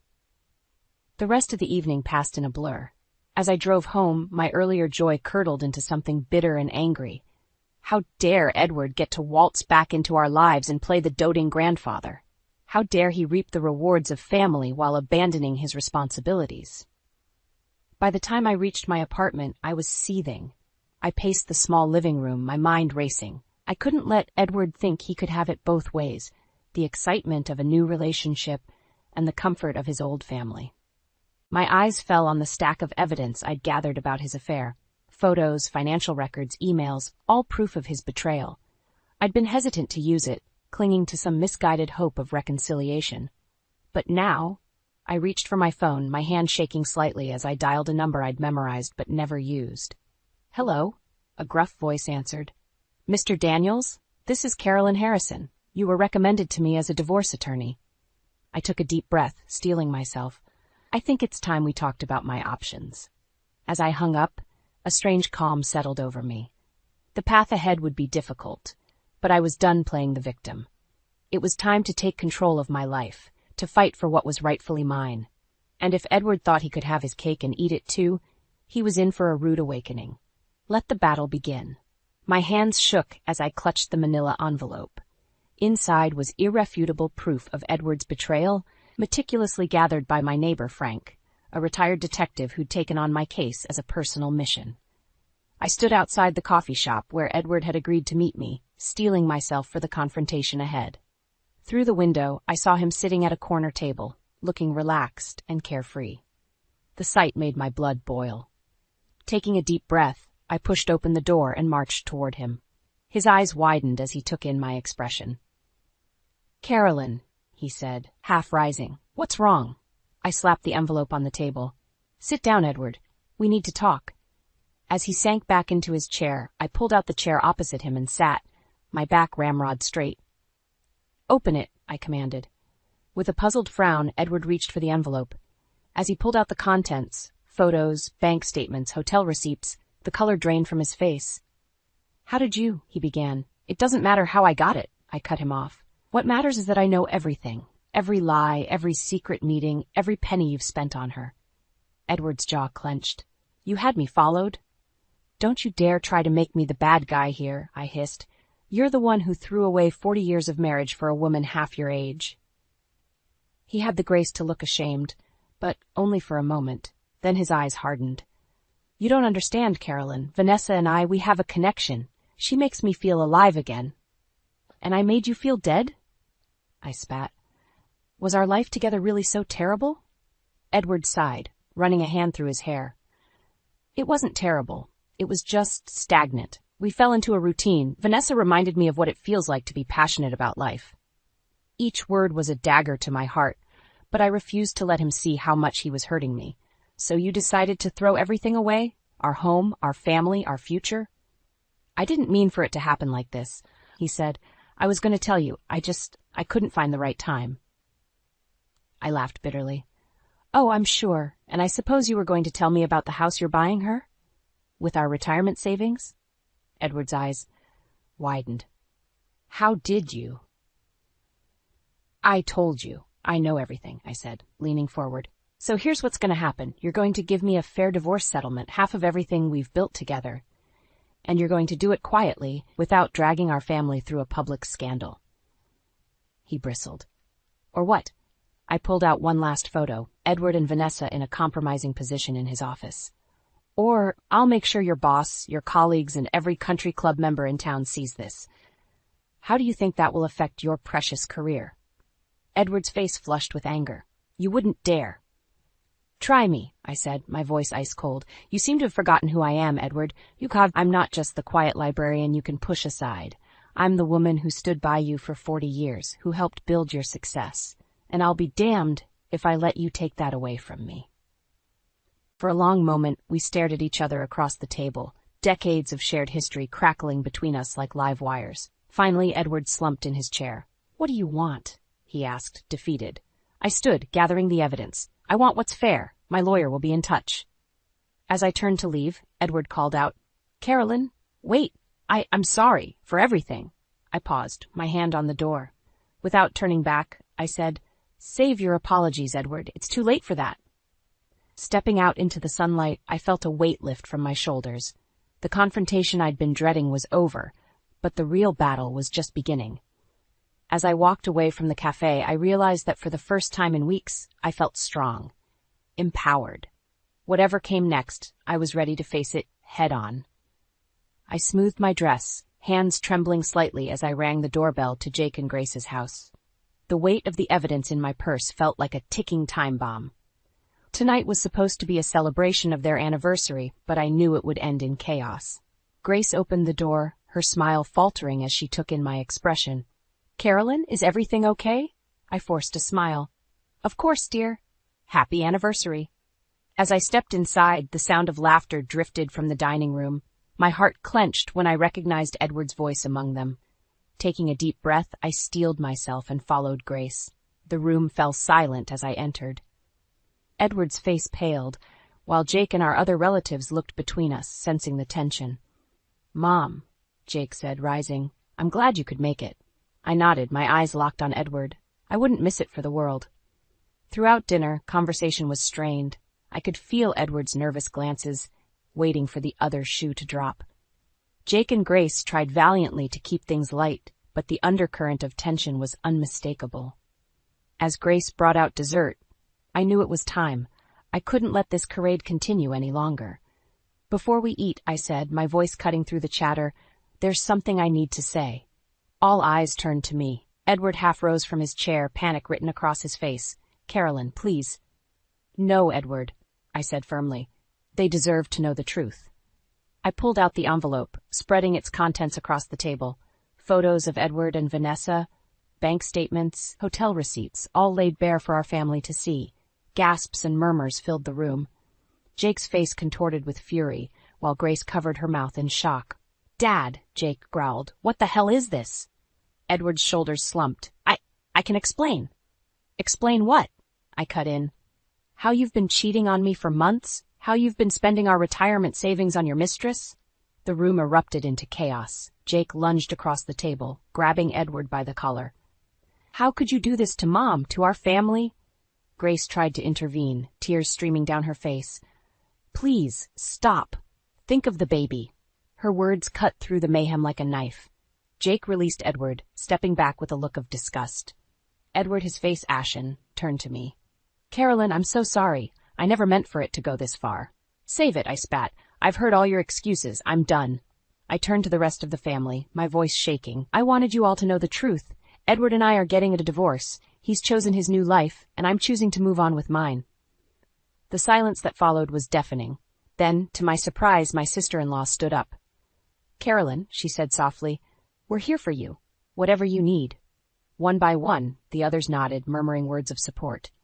Even in my pain, I felt a warmth spreading through my chest. I wasn't alone. Edward, looking utterly defeated, slumped in his chair. "What do you want from me, Carolyn?" I met his gaze, years of hurt and betrayal fueling my words. "I want a fair separation, half of everything we've built together, and I want you to look our son in the eye and explain why you threw away 40 years of marriage for a fling." Jake's jaw clenched, but he nodded, waiting for his father's response. Edward looked around the room at the faces of the family he'd betrayed. Finally, he nodded. "Okay," he whispered. "You're right. I'll do whatever it takes to make this right." As the reality of what had just happened sank in, I felt a strange mix of relief and exhaustion wash over me. The truth was out, the battle lines drawn. But as I looked at the supportive faces of my family, I realized this wasn't the end. It was a new beginning. 6 months after that fateful dinner, I stood in the nursery of Jake and Grace's home, cradling my newborn granddaughter. As I gazed into her tiny face, I marveled at how much had changed in such a short time. The divorce had been finalized last month, surprisingly amicable given the circumstances. Edward, true to his word, had agreed to a fair settlement. But the real shock came when Vanessa left him just weeks after our separation became public. She said she didn't sign up for all this drama, Jake had told me, a mix of disgust and pity in his voice. Guess she was more interested in the lifestyle than the man. I'd felt a fleeting moment of satisfaction at the news, quickly replaced by an unexpected wave of compassion. Edward had lost everything, his family, his reputation, and the woman he'd thrown it all away for. A soft knock at the door pulled me from my thoughts. I turned to see Edward standing there, looking older and more haggard than I'd ever seen him. "May I come in?" he asked hesitantly. I nodded, watching as he approached, his eyes fixed on the baby in my arms. "She's beautiful," he whispered. "Yes, she is," I agreed. "Would you like to hold her?" Surprise flashed across his face, followed by gratitude. As I carefully placed our granddaughter in his arms, I saw tears well up in his eyes. "Carolyn," he said, his voice choked with emotion, "I'm so sorry. For everything. I was a fool, and I've lost the best things in my life because of it."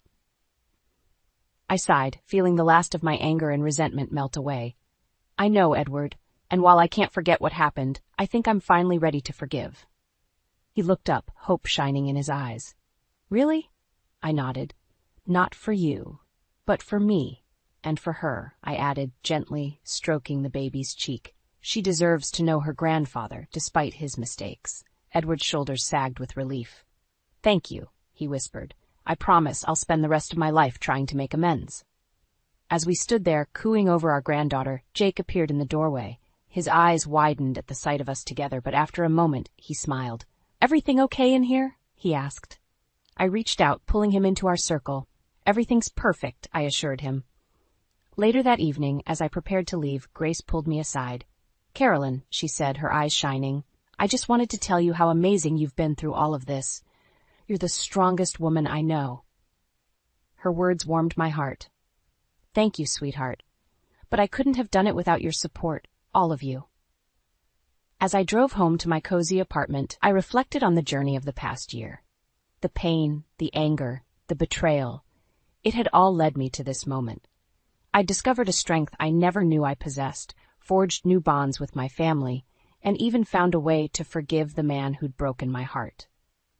I thought about the new book club I'd joined, the painting classes I'd started taking. The world that had seemed so small and suffocating in the wake of Edward's betrayal had expanded, full of possibilities I'd never dared to imagine before.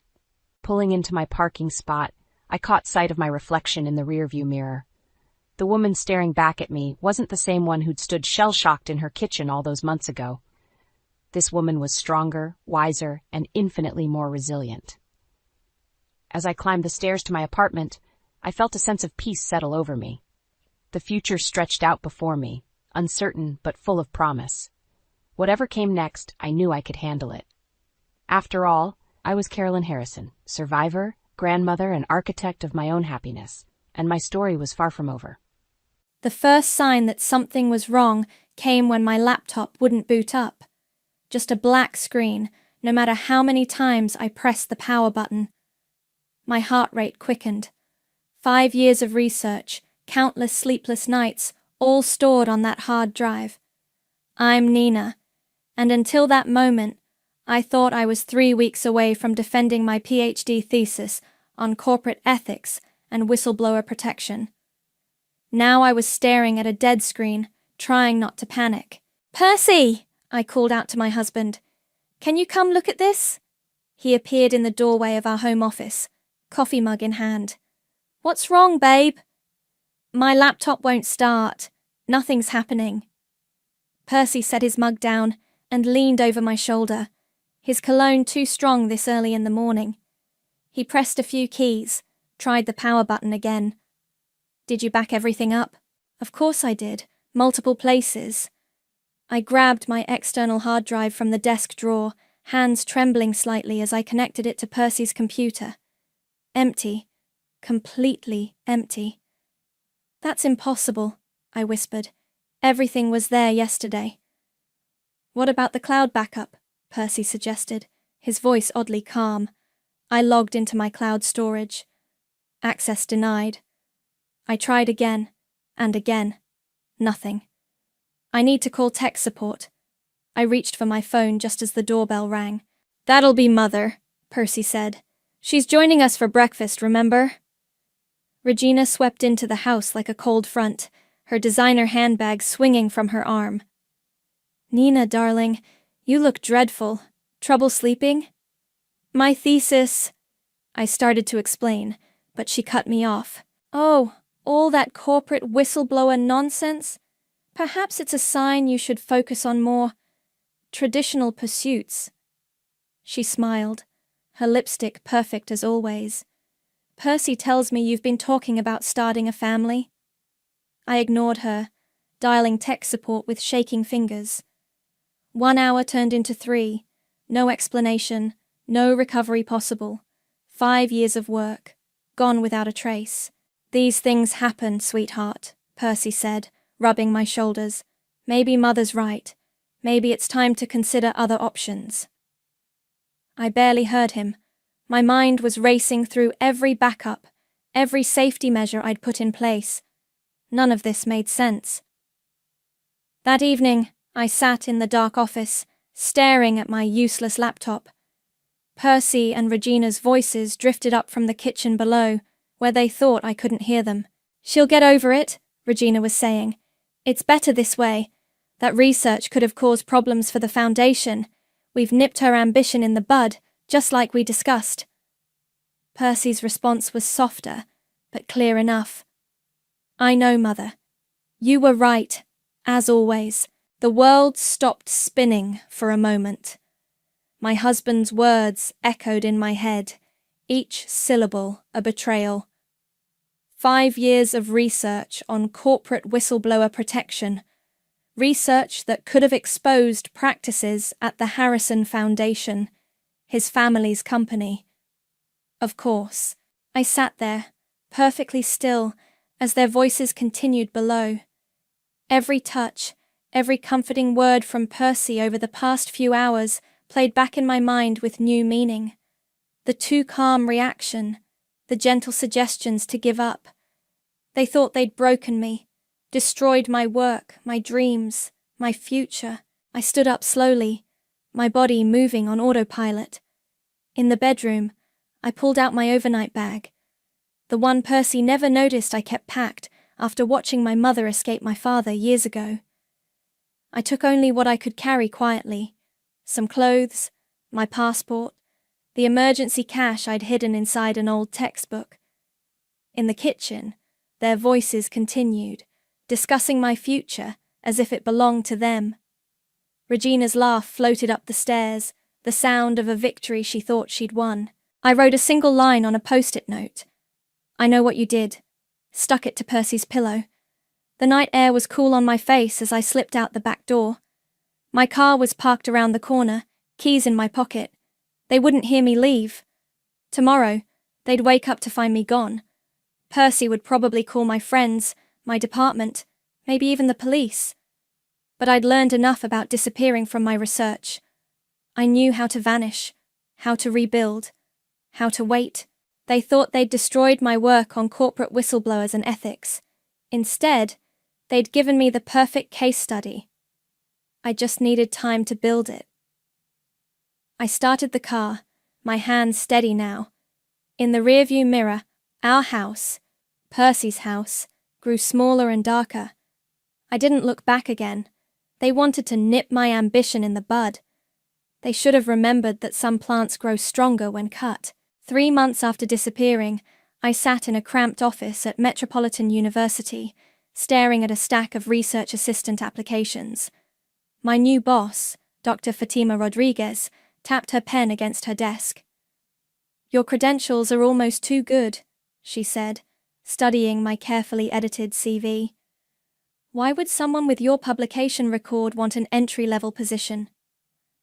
I'd practiced this answer. Personal reasons required a fresh start. I'm rebuilding from scratch. Fatima leaned back, her dark eyes sharp. And the gap in your employment history? Family emergency. Not technically a lie. I had to step away from academia temporarily. She nodded slowly. Your reference from Dr. Martinez is glowing. But She paused, choosing her words carefully. I notice you've published under different names. My heart skipped.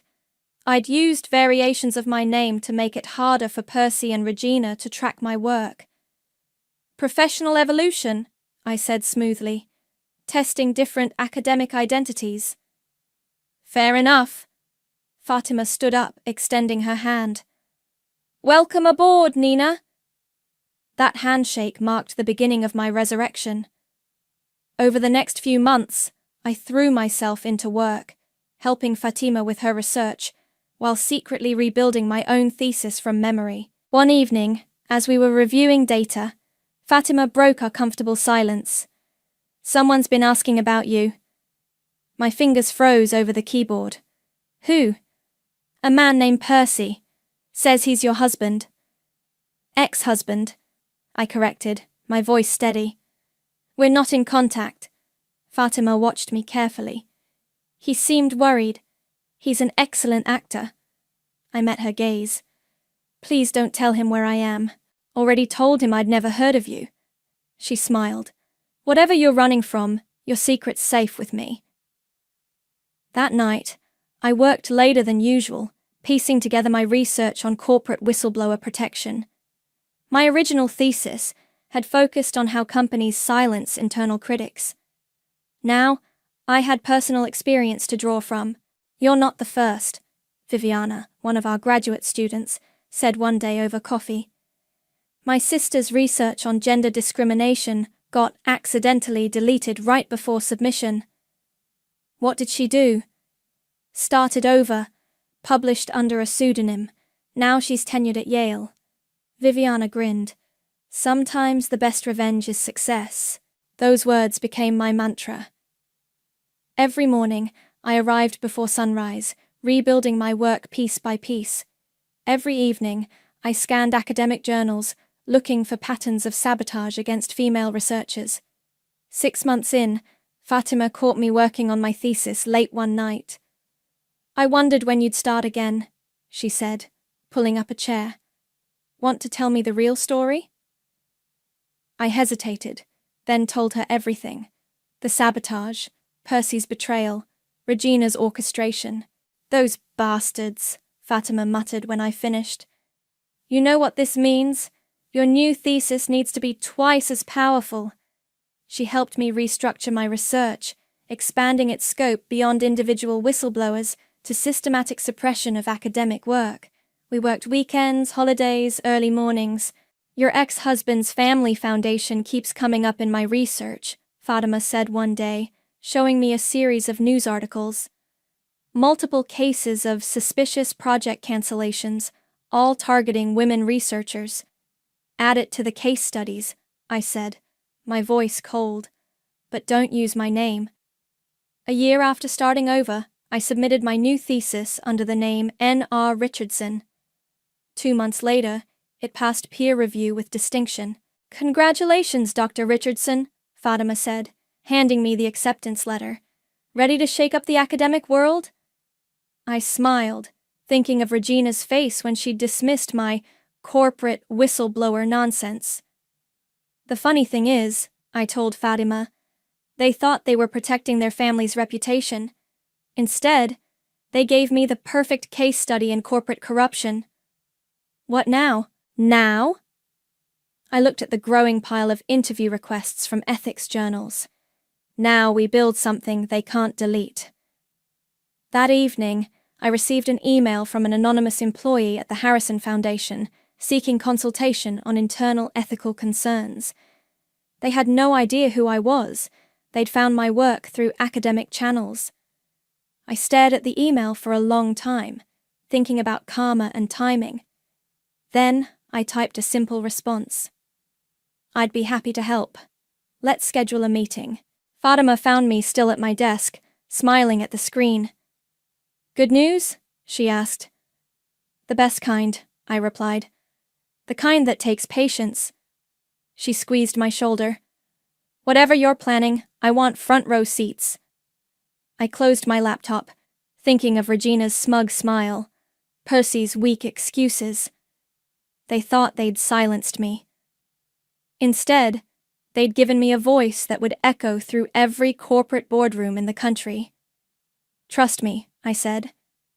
"The show's just beginning. Dr. Richardson, your next interview is here." My assistant's voice crackled through the intercom. 2 years had transformed me from a research assistant to a sought-after expert with my own consulting firm. "Send them in," I replied, adjusting my blazer. The door opened, and a young woman entered, clutching a laptop to her chest. "I'm Viviana," she said, glancing nervously over her shoulder. "From the Harrison Foundation." My pulse quickened, but my face remained neutral. "Please sit. Tell me what brings you here." She opened her laptop, hands shaking slightly. "I've been documenting irregularities, financial decisions that don't add up, projects suddenly cancelled without explanation." "And all led by women?" I asked quietly. Viviana's eyes widened. "How did you know?" "Pattern recognition. It's what I do." I leaned forward. "Show me." For the next hour, she walked me through spreadsheets, emails, and meeting minutes. Regina's fingerprints were all over them, the same tactical destruction she'd used on me, repeated dozens of times. "The board's calling an emergency meeting next week," Viviana said. "They're bringing in outside consultants, but Mrs. Harrison, she has ways of making problems disappear." I smiled. Not this time. Later that day, Fatima burst into my office waving a financial magazine. "Have you seen this?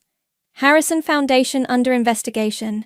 Ethics expert N.R. Richardson to lead internal audit."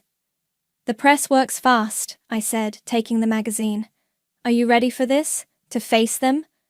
I traced my finger over the headline. "I've been ready for 2 years."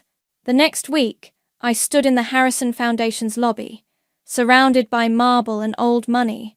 My heels clicked against the floor as I approached the reception desk. "Dr. Richardson for the board meeting." The boardroom was all dark wood and leather chairs. Board members filed in, followed by their legal team. I arranged my papers, waiting. At exactly 9 Saug, the door opened again. Percy entered first, his face lined with worry. Then Regina, her silver hair perfectly coiffed, radiating authority. They took their seats without looking at me.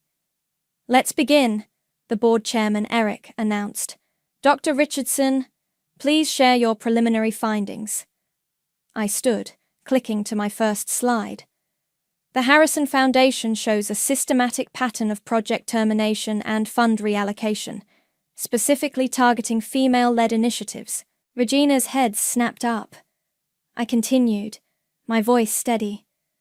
"Over the past 5 years, 23 projects were cancelled without cause, all led by women, all showing promising results before sudden technical failures or data loss." Percy shifted uncomfortably. I advanced to the next slide. "Most recently, the Foundation cancelled Dr. Sarah Palmer's medical research, citing server crashes.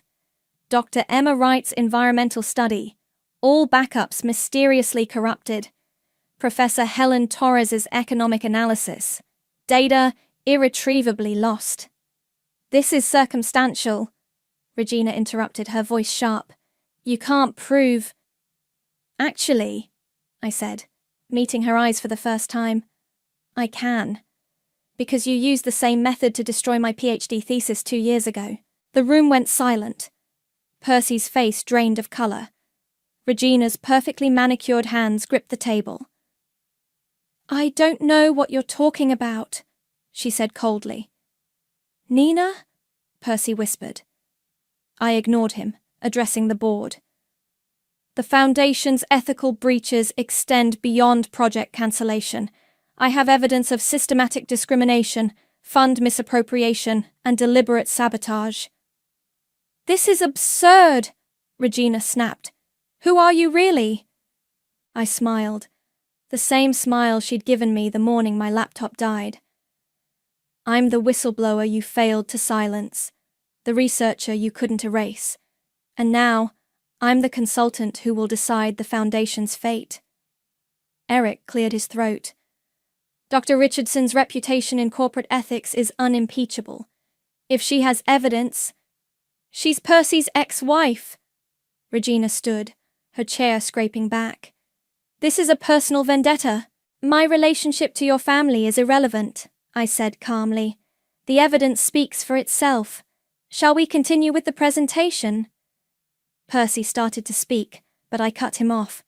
Save it for the deposition. The board meeting lasted 3 more hours. I presented document after document, each one a nail in Regina's coffin. When I finished, Eric called for an immediate executive session. As security escorted Regina and Percy out, she turned to me. You'll regret this. No, I said softly. I won't. Later that night, Fatima called. I just saw the news. Harrison Foundation faces ethics investigation. How did it feel? I looked out my office window at the city lights. Like watching a house of cards start to fall. And Percy looked exactly like someone watching his world crumble. I paused, just like I did 2 years ago. Karma's a beautiful thing, Fatima said. I thought of the documents still in my briefcase, the ones I hadn't shown yet. Oh, this isn't karma, I replied. This is just the beginning. The emergency board meeting was scheduled for 8 a.m. sharp. I arrived early, settling into my seat as dawn broke over the city skyline. One by one, board members filed in, their faces grim. Eric, the chairman, cleared his throat. Before we begin, Mrs. Harrison has requested to address the board. Objection noted, I said coolly, arranging my papers. But as lead investigator, I need to present my findings first. The door burst open. Regina swept in, Percy and his brother Trent trailing behind her like ducklings. She stopped dead when she saw me, her perfectly composed facade cracking for just a moment. Have we met before? She asked, her voice sharp with suspicion. I smiled, the same practiced smile she'd given me countless times at family dinners. No, but you will remember me soon. Percy grabbed the back of a chair, his knuckles white. Trent looked between us, confusion evident on his face. Dr. Richardson, Eric intervened. Please proceed. I stood, clicking to my first slide. Over the past decade, the Harrison Foundation has systematically undermined or destroyed the careers of at least 37 women in positions of influence. Regina's laugh was brittle. This again? We addressed these baseless accusations. I have emails, I cut in smoothly. Specifically, yours to the IT department. Shall I read them? The color drained from her face. I continued, my voice steady.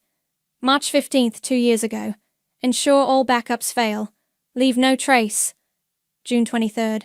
Another troublesome female academic. Handle it like the others. Those emails are confidential, Trent protested. Stolen emails, Regina added, her voice shaking with rage. Actually, a new voice spoke up, they were legally obtained through whistleblower protocols. Viviana stood in the doorway, clutching a thick folder. I've been documenting everything for the past year. Percy jumped to his feet. You can't trust her. She's... Your ex-wife? Viviana finished. I know. That's why I reached out to her specifically. The boardroom erupted in chaos. Regina lunged for the presentation remote, but I held it out of reach. Shall I continue? I asked the board. I have quite a collection, including some interesting correspondence about my own thesis. Nina, Percy pleaded, we can talk about this privately. I turned to him, letting him see the full weight of my contempt. Like we talked about it when you and your mother destroyed 5 years of my work, or when you suggested I focus on starting a family instead of my career. I was trying to protect you, he stammered. No, I corrected him. You were protecting her. I gestured to Regina, who had sunk into her chair, her perfect posture finally breaking. And now you can both watch everything you built crumble, just like I did. Eric raised his hands for silence. Dr. Richardson, what are your recommendations? I clicked to my final slide. Complete restructuring, new board oversight, full transparency audits, and… I paused, savoring the moment. Regina's immediate resignation. You can't do this, Regina whispered. I already have. I turned to the board. You have 24 hours to accept these terms, or I take my evidence to the press. Trent stood up. This is a family matter. We should discuss this privately. That's exactly the problem, I replied. This foundation stopped being a family matter the moment it started destroying careers to protect your fragile male egos. Nina, Percy tried again. I held up my hand. Dr. Richardson, I corrected him. And I'm not finished. Viviana, please distribute the full reports. She moved around the table, handing out thick folders. Regina's hands shook as she opened hers. Page 3 is particularly interesting, I noted. The pattern of targeting women who might overshadow your sons. The systematic destruction of research that could expose Foundation misconduct. Mother? Trent's voice cracked as he read. Is this true? Regina's silence was answer enough. The board will recess for 1 hour, Eric announced. Dr. Richardson, please wait in my office. As I gathered my materials, Regina finally found her voice. You've been planning this for 2 years. No, I replied, meeting her eyes. I've been building something you couldn't destroy. The revenge was just a bonus. In Eric's office, Fatima was waiting. How did it go? I sank into a chair, finally letting my hands shake. Exactly as planned. And Percy? Looked exactly like someone watching their mother's kingdom fall. I smiled. Turns out karma doesn't need our help. It just needs good documentation. Through the window, I could see Regina and Percy in heated discussion on the street below. Their gestures were wild, desperate. For the first time in 2 years, I felt something close to peace. What now? Fatima asked. I touched the window, watching Regina's world implode. Now we wait for the board's decision. But really, they only have one choice. Karma's a patient teacher, Fatima mused. Yes, I agreed, and I was an excellent student. The Foundation's offices buzzed with nervous energy as I conducted my audit. Employees whispered in corners, falling silent when I passed. My temporary office, once Regina's private conference room, still held traces of her expensive perfume. Viviana knocked and entered, carrying a stack of files. You need to see these, she said, spreading documents across the desk. Regina didn't just target academics. She systematically removed any woman who showed leadership potential within the Foundation. I picked up a personnel file. Sarah from accounting? Forced out after questioning financial discrepancies, Regina claimed she was emotionally unstable. And Maria in grant management? Computer crash erased all her files right before a major presentation. Regina suggested she was careless with data. A knock at the door interrupted us. Percy stood in the doorway, looking deflated in his rumpled suit. Can we talk? He asked. Alone? I nodded to Viviana, who gathered her files and left, closing the door behind her. Percy sat heavily in the visitor's chair. You've really thought of everything, haven't you? I learned from the best, I replied. Your mother taught me the importance of thorough documentation. Nina, I know I hurt you. Dr. Richardson, I corrected him. And you didn't hurt me. You tried to destroy me.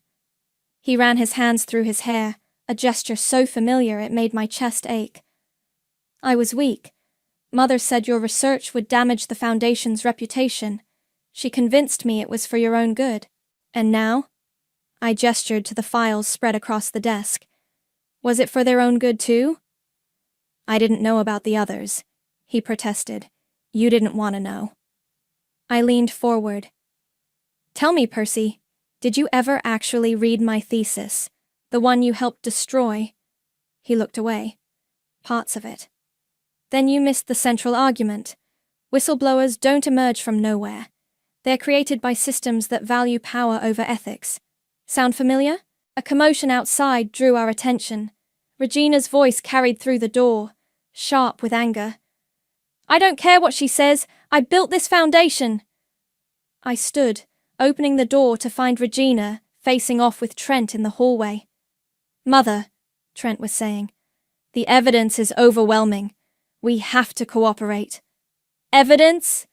Regina spat. Stolen emails and disgruntled employees?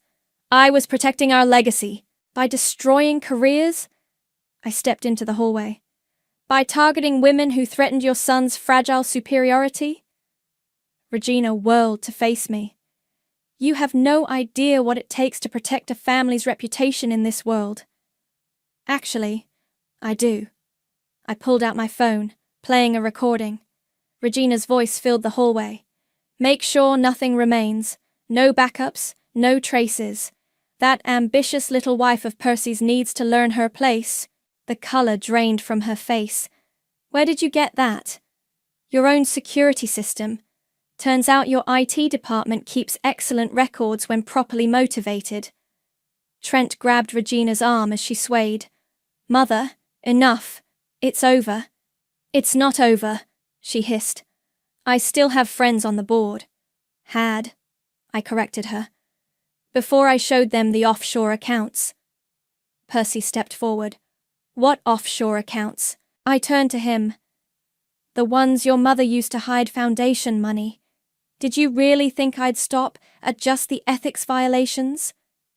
Regina's composure finally cracked. You vindictive little... Careful, I cut her off. Everything in this building is still being recorded. Trent pulled out his phone, checking a message. The boards made their decision.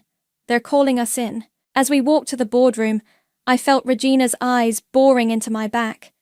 2 years ago, I'd fled this building in tears. Now I walked its halls with purpose, my heels clicking against marble like a countdown. Eric waited at the head of the conference table, his face grave. Mrs. Harrison, in light of the evidence presented, the board has voted unanimously. You are to resign, effective immediately. And if I refuse? Regina's voice shook. Then Dr. Richardson releases everything to the press. Eric slid a document across the table. Your resignation letter is already prepared. Regina stared at the paper, her perfectly manicured hands trembling. This is my foundation. Was, I corrected softly. Now it's a case study in corporate accountability. She picked up the pen, her signature sharp and angry across the page. The board has appointed Trent as interim CEO, Eric continued, with Dr. Richardson's firm overseeing the restructuring. Regina stood abruptly, her chair scraping back. You'll regret this, all of you. I watched her storm out, Percy trailing behind her like always. Trent remained, looking lost. What happens now? He asked. I gathered my files, thinking of all the women whose careers Regina had tried to destroy. Now we rebuild. The right way this time. The satisfaction wasn't in Regina's fall. It was in knowing that from these ashes, something better would rise. The media circus outside the Harrison Foundation grew larger each day. I watched from my office window as reporters camped out, hoping to catch Regina leaving the building one last time. Dr. Richardson, Viviana appeared at my door. The restructuring committee is ready. The conference room was packed with board members, executives, and legal counsel. Trent sat at the head of the table, looking uncomfortable in his new role as interim CEO. Let's begin, I said, distributing folders. Our first priority is reaching out to every woman whose career was impacted by the Foundation's actions. That could open us up to lawsuits, one of the lawyers protested. It already has. I clicked to my first slide. 3 class actions are being prepared, but we can get ahead of this with a comprehensive restitution program. The door burst open. Regina strode in, Percy at her heels. "This is still my foundation," she announced, "and I won't let you destroy it with this witch hunt." "Mother," Trent warned, "you're not supposed to be here." "I'm here as a shareholder," she snapped. "And I demand—" "You're not in a position to demand anything," I interrupted, pulling out a USB drive. "Unless you'd like me to play the security footage from last week?" The room fell silent. Regina's face went pale. "What security footage?" Eric asked. I connected the drive to the projector. Regina's voice filled the room. "Shred everything! I don't care if it's illegal. Nothing can link us to those project cancellations." "Turn it off," Percy pleaded. "There's more," I said calmly. "Hours of footage, years of emails. Should I continue?" Regina gripped the back of a chair. "You're bluffing." "Like you bluffed about my thesis backups?" I smiled. "I learned from the best, remember?" "The board has already voted," Eric said firmly. "Regina, if you don't leave voluntarily, security will escort you out. This is what you wanted, isn't it?" Regina turned to me, her voice cracking. "To humiliate me." "No." I stood, facing her directly. "I wanted justice. Not just for me, but for every woman you tried to destroy. The humiliation is just a bonus." Percy stepped forward. "Nina, please. There must be some way to—" "To what?" I cut him off. "To protect her again? That's all you've ever done, Percy. Protected her right to hurt people." Trent cleared his throat. "Security is on their way." Regina straightened her spine, smoothing her jacket. "You think you've won? This foundation will collapse without me." "Actually," Viviana spoke up, "our preliminary audit shows the foundation's reputation has already improved since your resignation." 2 security guards appeared in the doorway. "Mrs. Harrison," one said quietly, "please come with us." Regina's exit was everything I'd imagined and nothing I'd expected. She walked out with her head high, but her hands shook. Percy followed her to the elevator, then turned back. "Can we talk?" he asked. "Just 5 minutes." I glanced at my watch. "You have 3. When the room cleared, he sat heavily across from me. "I've been a coward." "Yes." "I should have protected you." "Yes." "I'm sorry." I looked at him. Really looked at him. The man I'd loved, who'd chosen his mother's approval over his wife's dreams. "Sorry doesn't rebuild careers, Percy. Sorry doesn't give back lost years." "What can I do?" he asked. "Step down," I said simply. "Let Trent lead the restructuring. Go find out who you are without your mother's influence." His face crumpled. "And us? There is no us. There hasn't been since the morning you watched me cry over my destroyed thesis and pretended to care." A knock at the door saved him from responding. Fatima entered, carrying a newspaper. "You're going to want to see this," she said, spreading it on the table. The headline read, "Harrison Foundation Whistleblower, Revealed. Former family member exposes years of corruption." "They found out who you are," Percy whispered.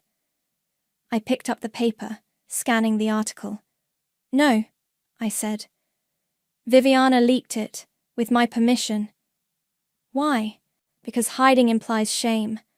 I stood, gathering my files.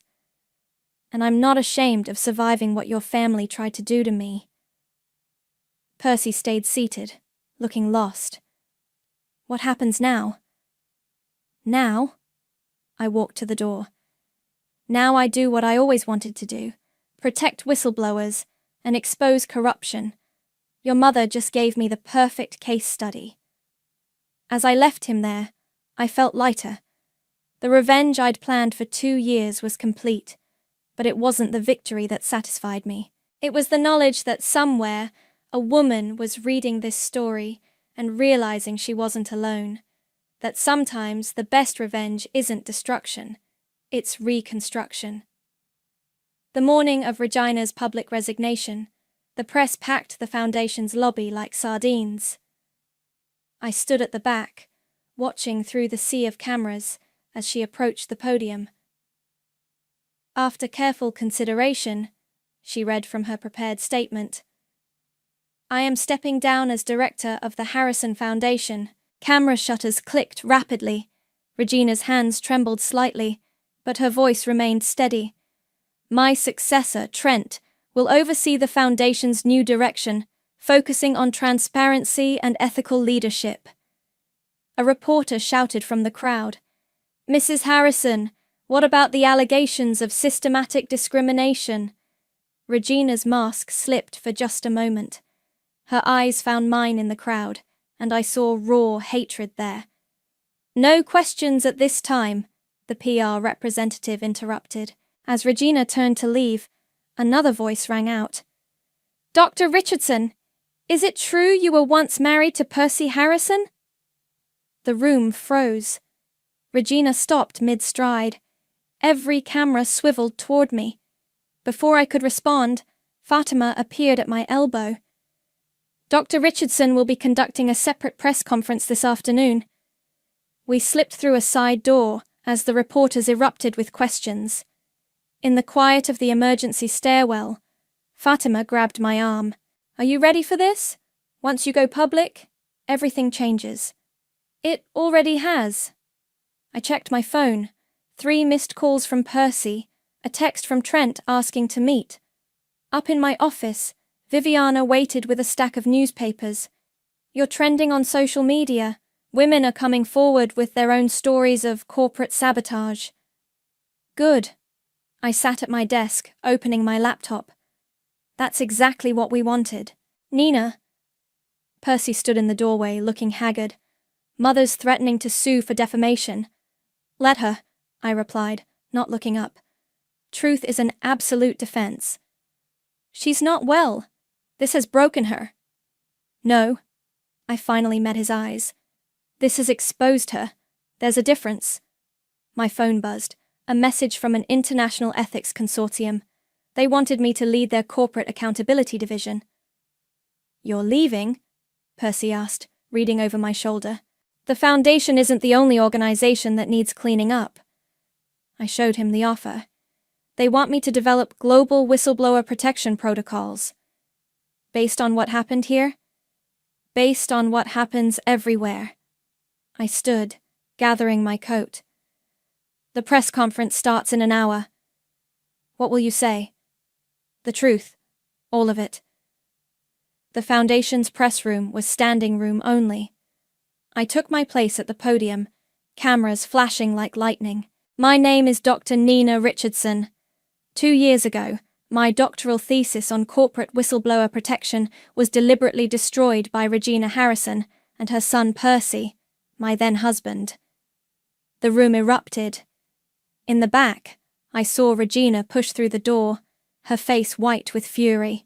That destruction led me to discover a pattern of similar actions against women throughout the Foundation's history.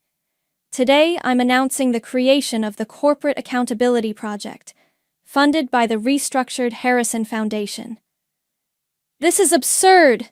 Regina's voice cut through the chaos. She's lying. Actually, Trent stepped forward from the side of the room. We have proof of everything. Mother, please sit down. You too? She whispered. My own son? Yes, he said firmly, because you taught us loyalty to family, but not to truth. A reporter raised her hand. Dr. Richardson, what would you say to other women facing similar situations? I looked directly into the nearest camera. Document everything. Build quietly. And remember, sometimes the people trying to break you are actually making you stronger. And to Regina Harrison, another called out. I smiled, thinking of that morning 2 years ago when I'd lost everything. Thank you for the case study. The press conference lasted another hour. When it finally ended, Fatima found me in my office, packing up my things. The consortium wants you to start next month, she said. In Geneva. Perfect timing. I closed my laptop for the last time. The foundation's in good hands with Trent and Viviana. And Regina. Last I heard, she's retreated to her summer house. Percy's with her, of course. Fatima smiled. Some people never change. No, I agreed, but some of us do. As we left the building, a final reporter caught up with us. Dr. Richardson, one last question. Was this about revenge? I thought about Regina's face as her empire crumbled, about Percy's weak apologies, about all the women who'd lost their dreams to protect the Harrison legacy. No, I said finally. This was about justice. Revenge is what small people do. Justice is what changes the world. The evening news would lead with Regina's resignation, but the real story was in the hundreds of emails flooding my inbox, women sharing their stories, asking for help, ready to fight back. I'd gone from being a victim to becoming a symbol. But more importantly, I'd become exactly what Regina had feared most. A woman too powerful to silence. The coastal villa's silence was broken only by waves crashing against the shore. I sat at my desk, watching the footage from yesterday's press conference play on my laptop. My phone hadn't stopped buzzing with notifications since. A knock at the door pulled me from my thoughts. Fatima entered, carrying 2 cups of coffee. The journalist's footage arrived, she said, setting a USB drive on my desk. The one who asked if you were Percy's ex-wife. Have you watched it? She nodded. It's powerful. The question is, do we use it? I plugged in the drive. The video showed Regina's face the moment my identity was revealed. The mask cracking, the raw hatred emerging. Then Percy, looking lost and small. Finally me, standing calm in the chaos. The consortium called again, Fatima continued. They want to know if you'll make a statement about your personal connection to the case. Send them this. I pulled out an envelope, sealed with the university's logo. Inside was my reinstated dissertation, the one Regina had tried to destroy, now published and acclaimed. My phone buzzed. A text from Viviana. Regina's trying to call an emergency shareholder meeting. Trent shut it down. She never learns, Fatima mused, reading over my shoulder. No, I agreed, but others will. Another buzz, this time from Percy. Can we talk? One last time? I stepped onto the villa's balcony, the sea breeze carrying away the lingering weight of the past 2 years. Dialed his number. Nina? His voice was rough, tired. What do you want, Percy? Mother's not well. The doctors say it's the stress. Stop. I cut him off. You're still trying to make me responsible for her choices. Silence stretched between us. You're right, he finally said. I keep thinking about that morning, when your laptop wouldn't start. I could have stopped her. Yes, I agreed. You could have. The foundation board wants me to resign too. Good. Is that what you wanted? To destroy us completely? I watched a seabird dive into the waves, emerge triumphant with its prey. No, Percy. I wanted to build something stronger than your mother's fear. Something that would help others survive what we did to them. We? Yes, we. You weren't just a bystander. You chose your side. More silence. The funny thing about revenge, I continued, is that it doesn't feel like I thought it would. I'm not celebrating Regina's fall or your resignation. I'm celebrating every woman who's contacted me saying she finally feels brave enough to speak up. You've changed, he said softly. No, I've become who I always was. Your mother just helped me realize it. After hanging up, I returned to my desk, opened my laptop to the blank document I'd been avoiding. Dear Ethics Review Board, I typed. I'm writing to accept the position of Global Director of Whistleblower Protection, with one condition. The first case must be a full investigation of the Harrison Foundation's historical practices. Fatima read over my shoulder. That's going to open a lot of old wounds. Good, I replied. Some wounds need to be opened to heal properly. My phone buzzed one final time. A message from Trent. Board approved the new whistleblower protection program. We're naming it after you. I smiled, thinking of Regina reading that announcement. What now? Fatima asked.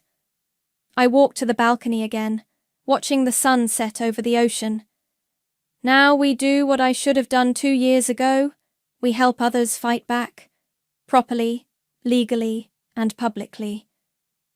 And Regina gets to live with knowing that every time someone stands up to corporate bullying, they'll use the program that bears my name. Every time a whistleblower succeeds, they'll remember how her actions built this. Poetic justice, Fatima said. No, I corrected her. Just justice.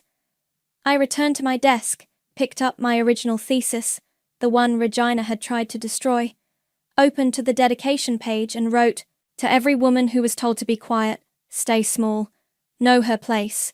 Your voice matters, your work matters, and no one can delete your worth. Signed it simply. Dr. Nina Richardson. Tomorrow, I'd send copies to every university library in the country. Let Regina try to destroy that. But tonight, I walked along the shore, letting the waves wash away the last traces of the woman who'd fled in the night 2 years ago.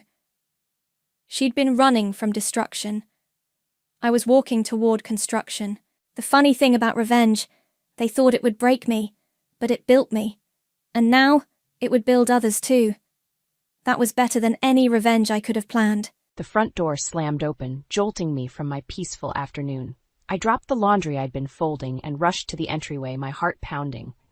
There stood Sam, my husband of 12 years, but he wasn't alone. Lucy, honey, look who I found. Sam's voice boomed with excitement, a stark contrast to the shock I felt coursing through my body. Behind him stood a man I hadn't seen in over a decade, Ethan, Sam's estranged brother, and beside Ethan was a young girl, no older than 10, clutching a worn-out backpack. Ethan? I managed to choke out, my eyes darting between the unexpected guests and my beaming husband. What's going on? Sam's grin widened as he ushered them inside. They needed a place to stay, so I told them they could crash here for a while. Isn't it great? I forced a smile, my mind racing. Of course, how unexpected. Welcome, Ethan. And who's this? The little girl looked up at me with wary eyes. Ethan placed a protective hand on her shoulder. This is Rose, my daughter. Say hello, Rosie.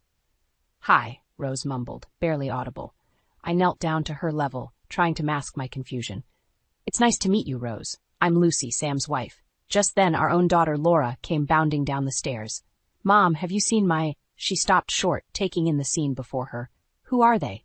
Sam clapped his hands together. Laura, meet your Uncle Ethan and Cousin Rose. They're going to be staying with us for a bit. Laura's eyes widened. But where will they sleep? We don't have any extra rooms. An awkward silence fell over the group. I stood up, my mind whirling.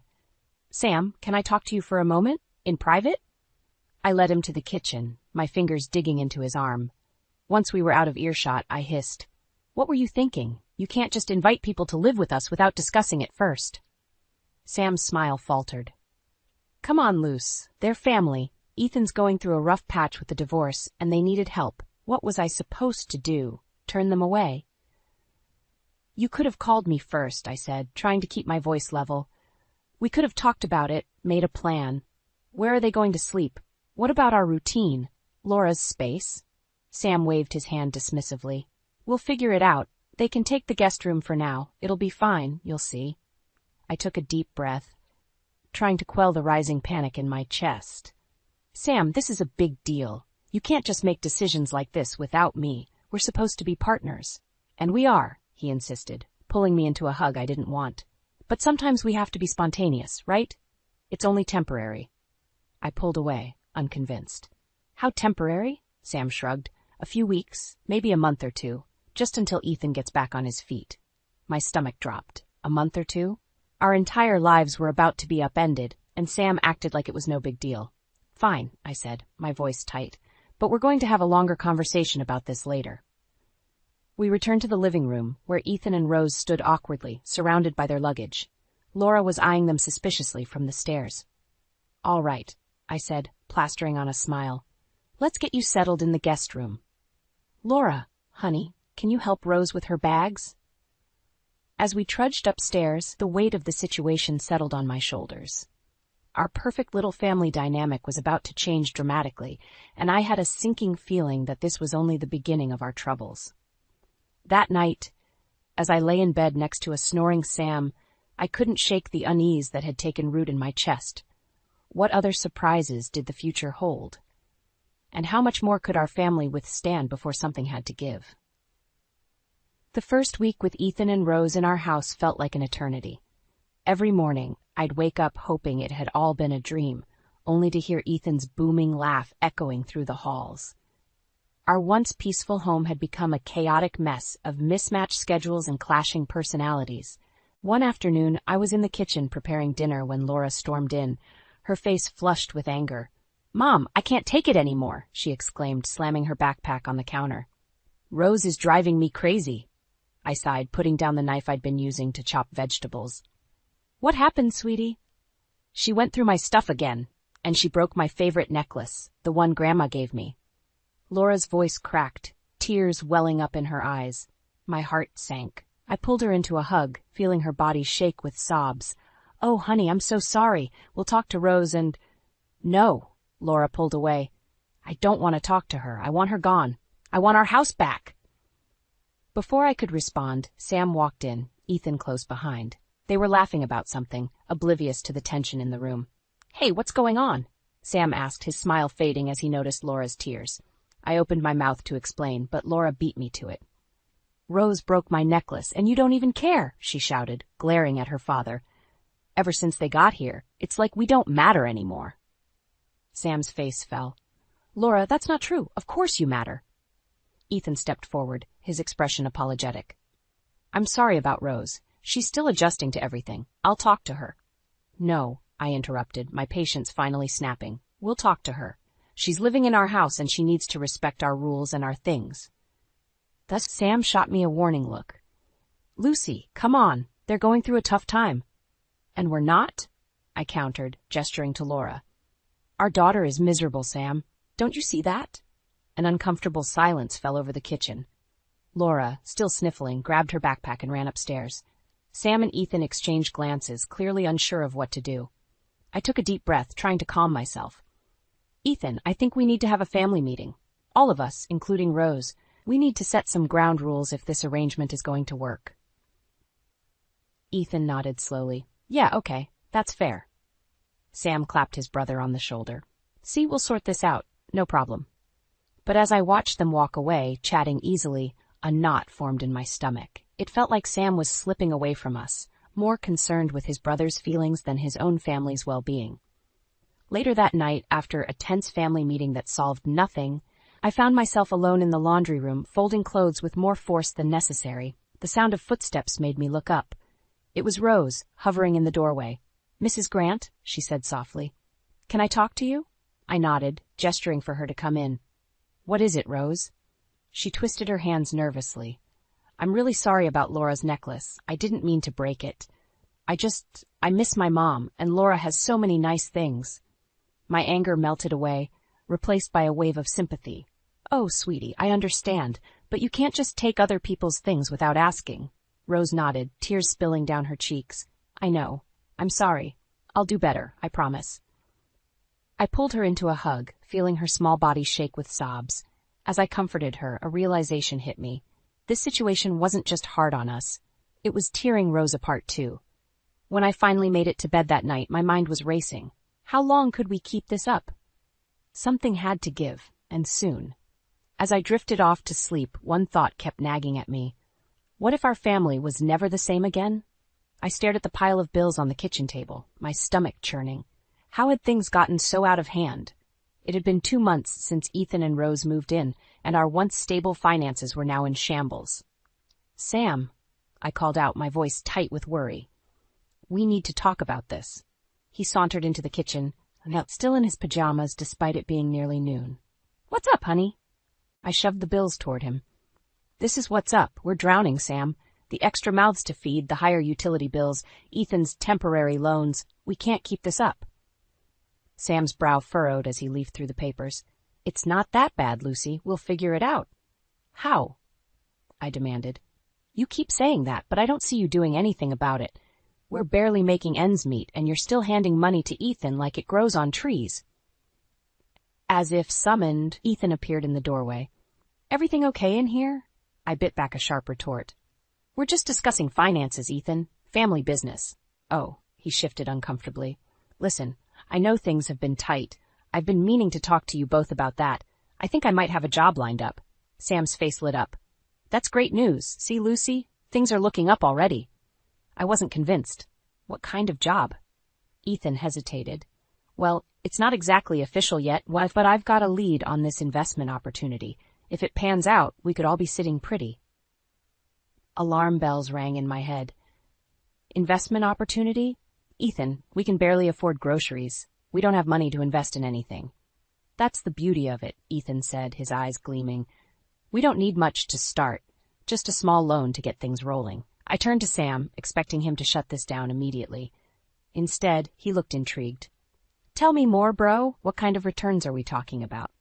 As Ethan launched into his pitch, I felt the world tilting beneath my feet. This couldn't be happening. I grabbed Sam's arm, pulling him aside. Are you out of your mind? I hissed. We can't afford to gamble with what little money we have left. Sam shrugged me off. Come on, Lucy. Where's your sense of adventure? This could be our ticket to financial freedom. I couldn't believe what I was hearing. Our ticket to financial ruin, more like. Sam, please, we need to focus on cutting expenses, not throwing good money after bad. You worry too much, Sam said, patting my cheek patronizingly. I've got this under control. Before I could argue further, Laura burst into the kitchen, her face streaked with tears. Mom, Dad, Rose ruined my science project. It's due tomorrow and now it's destroyed. I closed my eyes, taking a deep breath. Okay, sweetie, let's go take a look. Maybe we can salvage it. As I followed Laura upstairs, I heard Sam and Ethan resume their excited discussion about the investment opportunity. My heart sank. How had my responsible, level-headed husband turned into this reckless stranger? Later that night, after spending hours helping Laura recreate her project, I lay awake in bed, my mind racing. Sam snored peacefully beside me, oblivious to the storm brewing in my heart. I thought about our dwindling savings, the mounting bills, and the growing distance between us. Something had to give. I couldn't stand by and watch Sam throw away everything we'd worked so hard for. In that moment, I made a decision. If Sam wouldn't listen to reason, I'd have to take matters into my own hands. Tomorrow, I'd call the bank and move half of our savings into a separate account, one that Sam couldn't access. As I finally drifted off to sleep, a mix of guilt and determination washed over me. I never thought I'd have to go behind my husband's back to protect our family's future. But then again, I never thought I'd be in this situation in the first place. Little did I know, this was just the beginning of the battle for our family's survival. I couldn't shake the feeling of dread as I pulled into our driveway. The house loomed before me, no longer the warm sanctuary it once was.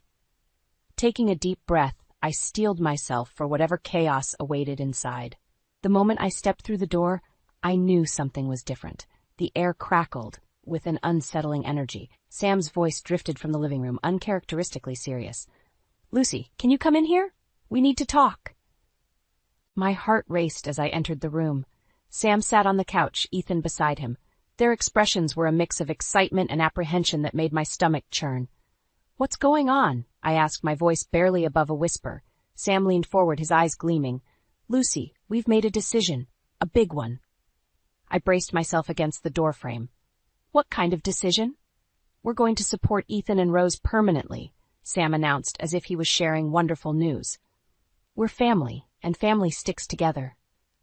The room spun. I gripped the doorframe tighter, struggling to find my voice. Permanently? Sam, what are you talking about? Ethan jumped in, his words tumbling out in a rush. Lucy, I can't thank you enough. You've been so generous already, and I know it's a lot to ask, but... Stop, I interrupted, holding up a hand. Sam, can we talk about this in private? Sam shook his head. There's nothing to discuss, honey. It's decided. Ethan and Rose are family, and they need our help. And what about our family? I demanded, my voice rising. What about Laura? What about our plans, our future? This is our future now, Sam insisted. We'll make it work. We always do. I couldn't believe what I was hearing. It was like Sam had become a stranger, someone I no longer recognized. And you made this decision without even talking to me. Your wife? Sam had the decency to look sheepish. I knew you'd understand. You've always been so supportive.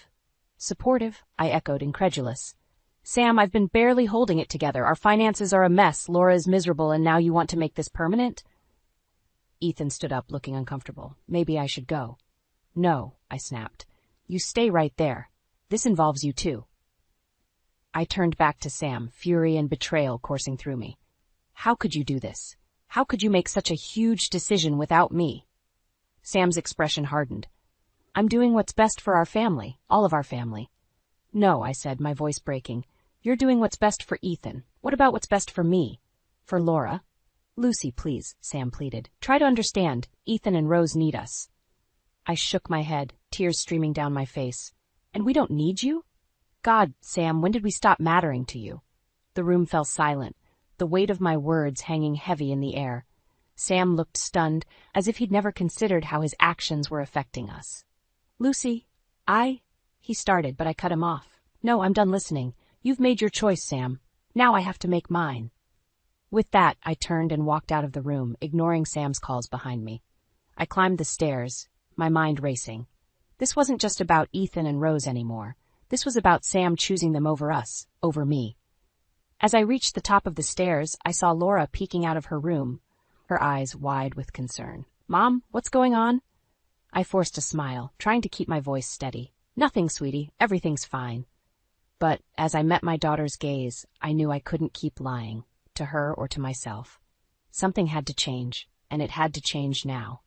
I retreated to our bedroom, closing the door behind me.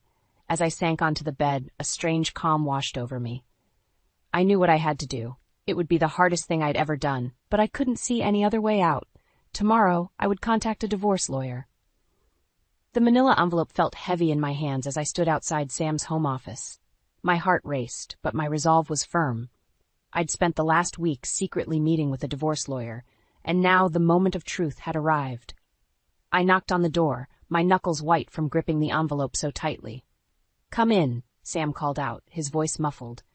I stepped inside, finding Sam hunched over his desk, poring over what looked like financial documents. He glanced up, his face etched with worry lines I'd never noticed before. Lucy, I'm glad you're here, he said, running a hand through his disheveled hair. I've been crunching the numbers, and I think I've found a way to make this work, if we tighten our belts a little. Sam, I interrupted, my voice steadier than I felt. We need to talk. He finally looked at me properly, noticing the envelope in my hands. What's that? I took a deep breath and placed the envelope on his desk. Divorce papers. The color drained from Sam's face. What? Lucy, you can't be serious. I've never been more serious in my life, I replied, fighting to keep my voice from trembling. This isn't working, Sam. It hasn't been for a while now. Sam stood up abruptly, his chair scraping against the floor. Is this about Ethan and Rose? Lucy, I told you, we can make it work. We're family. No, Sam, I said, shaking my head. This is about us, about how you've consistently put Ethan's needs above mine, above Laura's. It's about how you've made life-altering decisions without even consulting me. But I thought you understood, Sam pleaded, his eyes wide with disbelief. I thought you were on board with helping them. I laughed bitterly. On board? Sam, I've been drowning, and you haven't even noticed. You've been so focused on being Ethan's savior that you've completely neglected your own family. Sam reached for me, but I stepped back.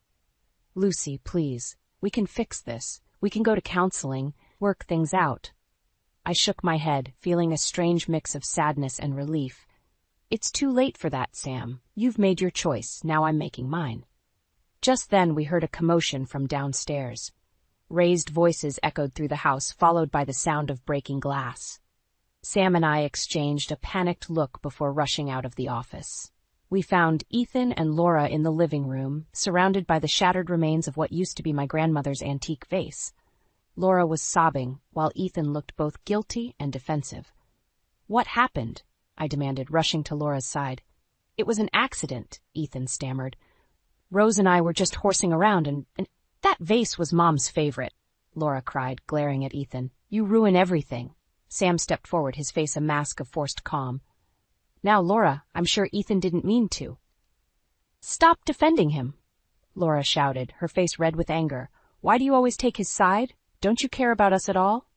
The room fell silent, save for Laura's sobs. I looked at Sam, seeing the shock and hurt on his face. For the first time, it seemed like he was truly seeing the damage his choices had caused. I think, I said quietly, that it's time for some changes around here. I turned to Sam, my decision solidified by this latest incident. I want you to sign the papers, Sam, for all our sakes. Sam's shoulders slumped in defeat. Lucy, No more excuses, I interrupted. It's time to face reality. Our marriage is over, and the sooner we accept that, the better it will be for everyone. As I led a still-crying Laura upstairs, I felt a strange mix of sorrow and determination. This wasn't the end I'd envisioned for our family, but sometimes endings were necessary for new beginnings. Tomorrow, I decided, I would start looking for a place for Laura and me to live. It was time to rebuild our lives, away from the chaos that our home had become. The ink was barely dry on the divorce papers when I loaded the last of our suitcases into the car. Laura sat silently in the passenger seat, her eyes red-rimmed from crying. I took one last look at the house that had been our home for over a decade, feeling a mix of grief and relief wash over me. Ready, sweetie? I asked, sliding into the driver's seat. Laura nodded, her voice barely a whisper. Yeah, Mom, let's go. As we pulled out of the driveway, I caught a glimpse of Sam watching us from the living room window. His face was a mask of regret and confusion, but I steeled myself against the pang of sympathy that threatened to weaken my resolve. The drive to my mother Rachel's house was tense and quiet. I kept glancing at Laura, worried about how she was handling all of this. When we finally pulled up to the familiar white picket fence, I felt some of the tension leave my body. Mom was waiting on the porch, her arms outstretched. Oh, my dears, she said, enveloping us both in a warm hug. Come inside, I've got hot chocolate waiting. As we settled into Mom's cozy living room, the reality of our situation hit me full force. We were starting over from scratch. The thought was both terrifying and exhilarating. Lucy, Mom said gently, placing a hand on my knee. I've set up an appointment with Mr. Jacobson for tomorrow. He's the best divorce lawyer in town. I nodded, grateful for her foresight. Thanks, Mom. I don't know what I'd do without you. The next morning, I found myself sitting across from Mr. Jacobson, a stern-looking man with kind eyes. Mrs. Grant, he began, I've reviewed your case. Given the circumstances, I believe we have a strong position for negotiating the division of assets. I leaned forward, my heart racing. What about the house and Sam's business? Mr. Jacobson's expression turned serious. That's where things get complicated. Your husband's recent financial decisions, particularly those involving his brother, have put a significant strain on your marital assets. We'll need to fight hard to ensure you receive your fair share. As he laid out the potential battles ahead, I felt a mix of anger and determination rising within me. Sam's reckless choices weren't just affecting our marriage anymore. They were threatening Laura's future. There's one more thing, I said, my voice shaking slightly. The land my father left us, it was meant for our dream house, but Mr. Jacobson's eyebrows rose. Ah, yes. I've looked into that.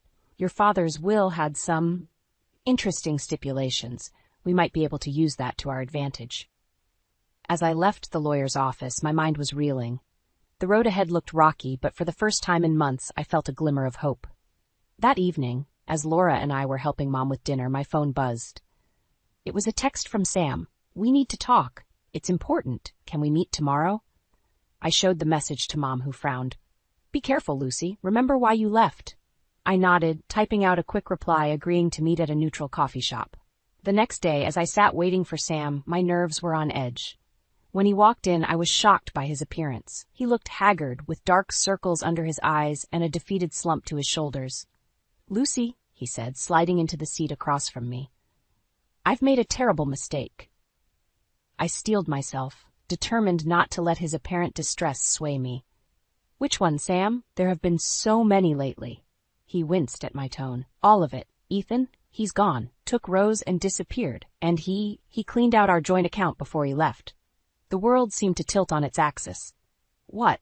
I gasped, my mind racing. How much? Sam's voice was barely audible. Everything. We're broke, Lucy, and the business. I don't know if I can save it. As the implications of his words sank in, I felt a surge of anger and betrayal unlike anything I'd experienced before. This wasn't just about our marriage anymore. Sam's blind devotion to his brother had potentially ruined all of our lives. I stood up abruptly, my chair scraping against the floor. I can't do this right now, Sam.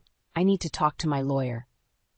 As I walked out of the coffee shop, leaving a broken Sam behind, I realized that the battle for our future was far from over. In fact, it was just beginning. The conference room felt suffocating as I sat across from Sam, Ethan, and their lawyer. My own attorney, Mr. Jacobson, placed a reassuring hand on my arm as we waited for the mediator to begin. The tension in the air was palpable, thick enough to cut with a knife. Let's begin, the mediator said, her voice crisp and professional. We're here to discuss the division of assets in the divorce of Lucy and Sam Grant. I couldn't help but notice how haggard Sam looked, the weight of recent events etched into the lines of his face. Ethan, on the other hand, seemed oddly confident, a slight smirk playing at the corners of his mouth. As we delved into the details of our financial situation, my stomach churned. The extent of the damage Ethan had caused became painfully clear. Our savings were gone, Sam's business was on the brink of collapse, and the future I had once envisioned for Laura and myself seemed to be slipping away. And now, Mr. Jacobson said, his voice cutting through my thoughts, we come to the matter of the land left to Lucy and Sam by Lucy's late father. I sat up straighter, my heart pounding. This was it, the ace up our sleeve. Sam's lawyer leaned forward. That land is jointly owned. We propose an equal division. I'm afraid that won't be possible, Mr. Jacobson interrupted, a hint of triumph in his voice. He pulled out a document from his briefcase. I have here the will of Lucy's father, which stipulates that the land is to be given to Lucy only if she remains married. In the event of a divorce, the land reverts solely to Lucy's ownership. The room fell silent. I watched as the color drained from Sam's face, his eyes widening in disbelief. Ethan's smirk vanished, replaced by a look of panic. That's impossible, Sam sputtered. We were going to build our dream house there. Ethan and I had plans. Plans that didn't include me, I cut in, my voice sharp. Plans you made without even consulting me, Sam. The mediator cleared her throat. If this stipulation in the will is valid, it significantly changes the distribution of assets. Sam's lawyer frantically flipped through his papers. We'll need to verify this. We had no knowledge of such a clause. By all means, Mr. Jacobson said smoothly, sliding a copy of the will across the table. You'll find everything in order. As Sam and his lawyer huddled together, whispering furiously, I caught Ethan's eye. The look he gave me was one of pure venom. In that moment, I realized the true extent of his manipulation. He had been counting on that land, probably planning to exploit it for his own gain. Lucy, Sam said, his voice breaking. Please, can we talk about this? That land. It was supposed to be our future. I felt a twinge of sympathy, quickly overshadowed by the memory of all the pain and betrayal of the past months. It still is my future, Sam, just not ours. The rest of the meeting passed in a blur. As we wrapped up, the reality of what had just transpired hit me. I had won, not just the land, but a chance at a new beginning, free from the chaos Ethan had brought into our lives. As I stood to leave, Ethan suddenly lunged across the table, his face contorted with rage. You ruined everything, he shouted. Sam grabbed him, holding him back. Ethan, stop! This is your fault, not Lucy's. I stumbled backward, shocked by the outburst. Mr. Jacobson quickly ushered me out of the room, the sounds of struggle fading behind us. In the hallway, I leaned against the wall, my legs shaking. The adrenaline of the confrontation coursed through my veins, leaving me feeling both exhilarated and terrified. Are you all right, Mrs. Grant? Mr. Jacobson asked, concern etched on his face. I took a deep breath, straightening my shoulders. Yes, I said, surprised to find that I meant it. I think I'm going to be just fine. As I walked out of the building into the bright sunlight, I felt as though a weight had been lifted from my shoulders. The road ahead would be challenging, but for the first time in months, I felt hope blossoming in my chest. I had fought for myself, for Laura, and for our future, and we had won. 1 year after the divorce, I stood on the porch of our new home, built on the land my father had left me. The morning sun warmed my face as I sipped my coffee, watching Laura tend to her small vegetable garden. The peace of this moment was hard-won, but all the more precious for it. The sound of tires on gravel broke the silence. I tensed, recognizing Sam's car as it pulled up our driveway. He'd been trying to reconnect for months, but I'd kept my distance, focusing on rebuilding our lives. "Mom," Laura called out, her voice tinged with anxiety, "Dad's here." I set down my mug, steeling myself. "It's okay, sweetie, I'll handle this." Sam stepped out of the car, looking better than he had in months. The haunted look in his eyes had faded, replaced by something I couldn't quite read. "Lucy," he said, approaching cautiously. "You look well." I nodded, keeping my voice neutral. "What brings you here, Sam?" He took a deep breath. "I wanted to talk about everything, and to apologize." Laura glanced between us, uncertainty written across her face. I gave her a reassuring smile. "Why don't you go inside and help Grandma with breakfast?" Once Laura was inside, I turned back to Sam. "Let's walk," I suggested, gesturing towards the path that led around the property. As we walked in silence, I couldn't help but remember the dreams we'd once shared for this land. Now those dreams belong to me and Laura alone. "I've been in therapy," Sam finally said, breaking the silence, "trying to understand why I let things get so out of hand with Ethan." I raised an eyebrow, surprised by his candor. "And," he sighed heavily, "I was trying to make up for lost time, I guess, to be the brother I never was when we were younger, but in doing so, I lost sight of what really mattered, you and Laura." His words hung in the air between us.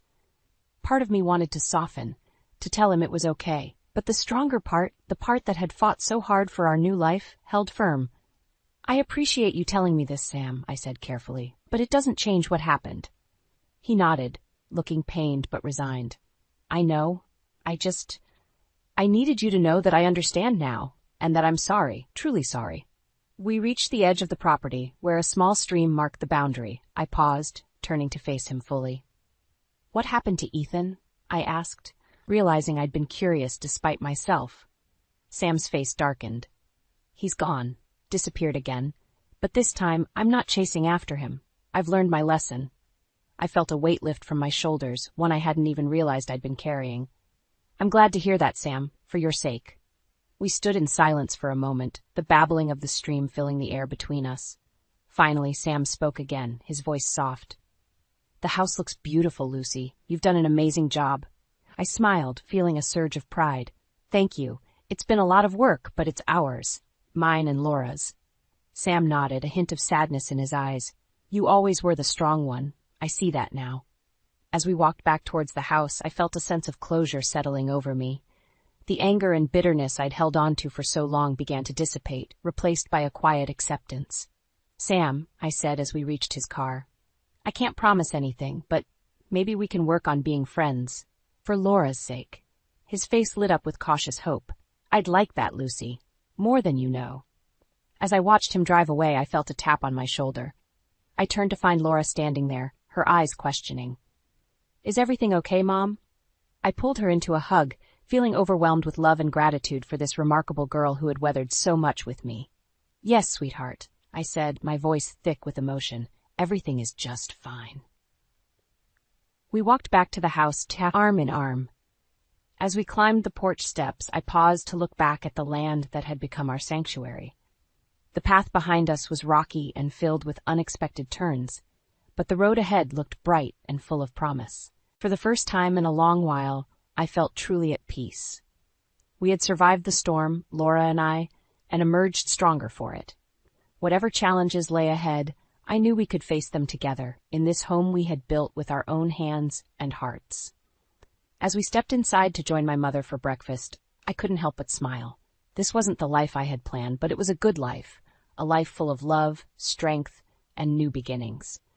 And for that, I was profoundly grateful. I pulled into the driveway, my mind still buzzing from a hectic day of parent-teacher conferences. As I fumbled for my house keys, I noticed an unfamiliar car parked next to Lucas's SUV. Strange. My husband hadn't mentioned we'd be having company. The moment I stepped inside, I knew something was off. The air felt thick with tension, and hushed voices drifted from the kitchen. I rounded the corner, my heart skipping a beat when I saw Emily, my sister-in-law, perched on a bar stool at our kitchen island. "Sarah!" Lucas exclaimed, his voice unnaturally high. "You're home early." I glanced at the clock on the microwave. "It's 6:30, same as always." My eyes darted between Lucas and Emily, taking in their guilty expressions. "What's going on?" Emily slid off the stool, smoothing her designer jeans. "Hey, sis, surprise!" Her attempt at cheerfulness fell flat. "Emily's going through a rough patch," Lucas explained, not quite meeting my eyes. "Her marriage, well, it's over." I blinked, processing this information. "I'm sorry to hear that, Emily. But why are you here?" Lucas cleared his throat. "I told her she could stay with us for a while, just until she gets back on her feet." The words hit me like a punch to the gut. "You what?" I turned to Emily. "Where are your things?" She gestured vaguely upstairs. "Guest room. Lucas helped me move in this afternoon." I gripped the edge of the counter, steadying myself. "And when exactly were you planning to tell me about this, Lucas?" He had the decency to look ashamed. "I was going to tell you tonight. I didn't want to bother you at work." "Bother me?" I laughed, the sound harsh even to my own ears. "You invited your sister to live with us without even asking me, and you didn't want to bother me?" Emily stepped forward, her perfectly manicured hand reaching out. "Sarah, I'm so sorry. I know this is a shock, but I didn't have anywhere else to go." I took a deep breath, trying to calm the storm of emotions swirling inside me. "Emily, can you give us a minute? I need to talk to my husband, alone." She nodded, casting a glance at Lucas before retreating upstairs. The moment we heard the guest room door close, I rounded on Lucas. "What were you thinking?" I hissed. "We can't just take in a house guest indefinitely, especially not your sister." Lucas ran a hand through his hair, a nervous habit I'd seen countless times in our 15 years of marriage. "She's family, Sarah." "What was I supposed to do, turn her away?" "You were supposed to talk to me first," I countered. "We're supposed to be partners, remember?" He sighed, leaning against the counter. "You're right, I should have discussed it with you. But Emily was desperate, and I couldn't just—" A muffled thud from upstairs cut him off. We both looked up, then back at each other. Something in Lucas's expression made my stomach churn. "There's more, isn't there?" I asked, dreading the answer. Lucas nodded slowly. "Emily's not just going through a divorce. She's in some financial trouble. Serious trouble." I closed my eyes, feeling the beginnings of a headache. "How serious?" "She might lose everything," Lucas admitted. "The house, her car, everything." I opened my eyes, studying my husband's face. There was something there, something he wasn't telling me. But before I could press further, Emily appeared in the doorway, her eyes red-rimmed. "I'm so sorry," she said, her voice breaking. "I'll go. I never meant to cause problems between you two." Lucas moved toward her, his hand outstretched. "No, Emily, you don't have to." I watched as their fingers brushed, saw the look that passed between them. In that moment, I knew. This wasn't just about helping family. This was something much, much worse. My world tilted on its axis as the realization hit me. My husband and my sister-in-law. How long had this been going on, and what was I going to do now? I barely slept that night, tossing and turning as my mind raced with questions. By morning, I was exhausted and raw, but determined to get answers. I found Lucas in the kitchen, nursing a cup of coffee. "We need to talk," I said, my voice steadier than I felt. Lucas nodded, his eyes bloodshot. "I know. Sarah, I'm so sorry about yesterday. I should have—" I held up a hand, cutting him off. "I don't want apologies. I want the truth. All of it." He sighed, shoulders slumping. "Emily's not just broke, she's in debt. Big time. Her ex-husband left her with nothing but a mountain of bills." "And that's our problem because—" I asked, fighting to keep my tone even. "She's family," Lucas insisted. "We can't just abandon her." I leaned against the counter, studying my husband's face. "There's more to it than that, isn't there?" "I saw the way you looked at her yesterday." Lucas flinched, guilt flashing across his features. "It's not what you think. Emily and we've always been close, but I swear, nothing's happened between us." "Yet," I added, the word bitter on my tongue. Before Lucas could respond, Emily appeared in the doorway, looking far too put together for someone supposedly in crisis. "Good morning," she chirped, her smile faltering as she sensed the tension. I turned to face her, my patience wearing thin. "Emily, we need to talk about your living situation." Her eyes widened, darting to Lucas. "Oh, I thought—" Lucas said it was okay for me to stay. Lucas doesn't make unilateral decisions for this household, I said firmly. How long exactly are you planning to impose on us? Emily's facade cracked, tears welling in her eyes. I'm sorry, Sarah. I know this is an inconvenience. I didn't know where else to go. I felt a twinge of sympathy, quickly squashed by suspicion. And of all the people you know, my husband was your only option? Sarah, Lucas warned, but I ignored him. Emily wiped at her eyes, her voice trembling. Lucas has always been there for me. He understands me in a way no one else does. The implication hung heavy in the air. I turned to Lucas, searching his face for any sign of denial. Finding none, I felt something inside me harden. I think it's time you left, Emily, I said, my voice cold. Today. Emily's tears dried up instantly, her expression shifting to one of determination. No, she said, moving to stand beside Lucas. I'm not going anywhere. I blinked, taken aback by her sudden change in demeanor. Excuse me? She lifted her chin defiantly. You heard me. Lucas invited me to stay, and I'm staying. You can't kick me out of my brother's house. I looked to Lucas, expecting him to back me up, but he remained silent, his gaze fixed on the floor. The betrayal stung like a physical blow. Is that how you feel, Lucas? I asked, my voice barely above a whisper. He finally met my eyes, his expression pained. Sarah, please, we can work this out. Emily needs our help, and I... You what? I pressed, anger rising in my chest. You care more about her needs than our marriage? Emily stepped forward, her hand brushing Lucas's arm. The casual intimacy of the gesture made my stomach churn. Face it, Sarah, she said, her voice dripping with false sympathy. Lucas and I have a connection you could never understand. It's time to accept that and move on. I stared at her, shock giving way to a cold, clear rage. In that moment, I saw Emily for who she truly was. Not a desperate sister-in-law in need, but a manipulative snake who had slithered her way into my home and my marriage. I turned to Lucas, my decision made. If she stays, I go. It's that simple. The silence that followed was deafening. I watched emotions play across Lucas's face. Guilt, confusion, and something that looked terrifyingly like relief. When he finally spoke, his words shattered what was left of my world. Maybe that would be for the best. As Emily's triumphant smile bloomed behind him, I realized with sickening clarity that this was far from over. The battle for my marriage and my dignity had only just begun. I spent the next few days in a daze, going through the motions at work while my personal life crumbled around me. The house felt like a war zone, with Emily's presence a constant reminder of my failing marriage. I'd taken to sleeping in the guest room, unable to bear lying next to Lucas, knowing his heart was elsewhere. One evening I came home to find Emily alone in the living room, flipping through a magazine as if she owned the place. My blood boiled at the sight. Where's Lucas? I asked, my voice clipped. Emily looked up, a smirk playing at her lips. Working late, again. She set the magazine aside, fixing me with a pitying look. You know, Sarah, we should talk. I crossed my arms, bracing myself. About what? Lucas, she said simply. He's been different lately, distant. Haven't you noticed? Of course I'd noticed. The man I'd married seemed to be slipping away, replaced by a stranger who looked at Emily with longing in his eyes. But I wasn't about to admit that to her. My marriage is none of your business, I snapped.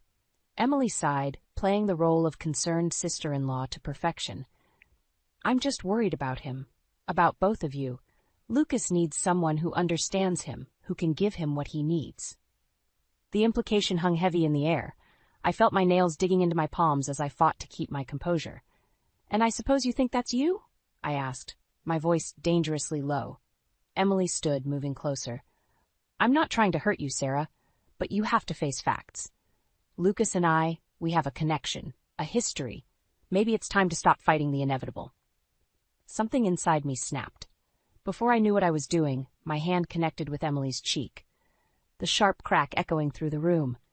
Emily stumbled back, shock written across her face. You hit me. Get out, I seethed, trembling with rage. Get out of my house now. The front door opened and Lucas walked in, freezing at the scene before him. What the hell is going on? Emily burst into tears, running to Lucas and burying her face in his chest. She hit me. I was just trying to talk to her, and she attacked me. Lucas's arms went around Emily instinctively, and I felt my heart shatter all over again. He looked at me, his expression a mix of disappointment and anger. "Sarah, how could you?" he asked, his voice low and dangerous. I stared at them, the picture of betrayal complete.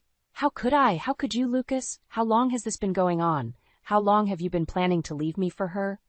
Lucas's eyes widened, guilt flashing across his face before he schooled his features.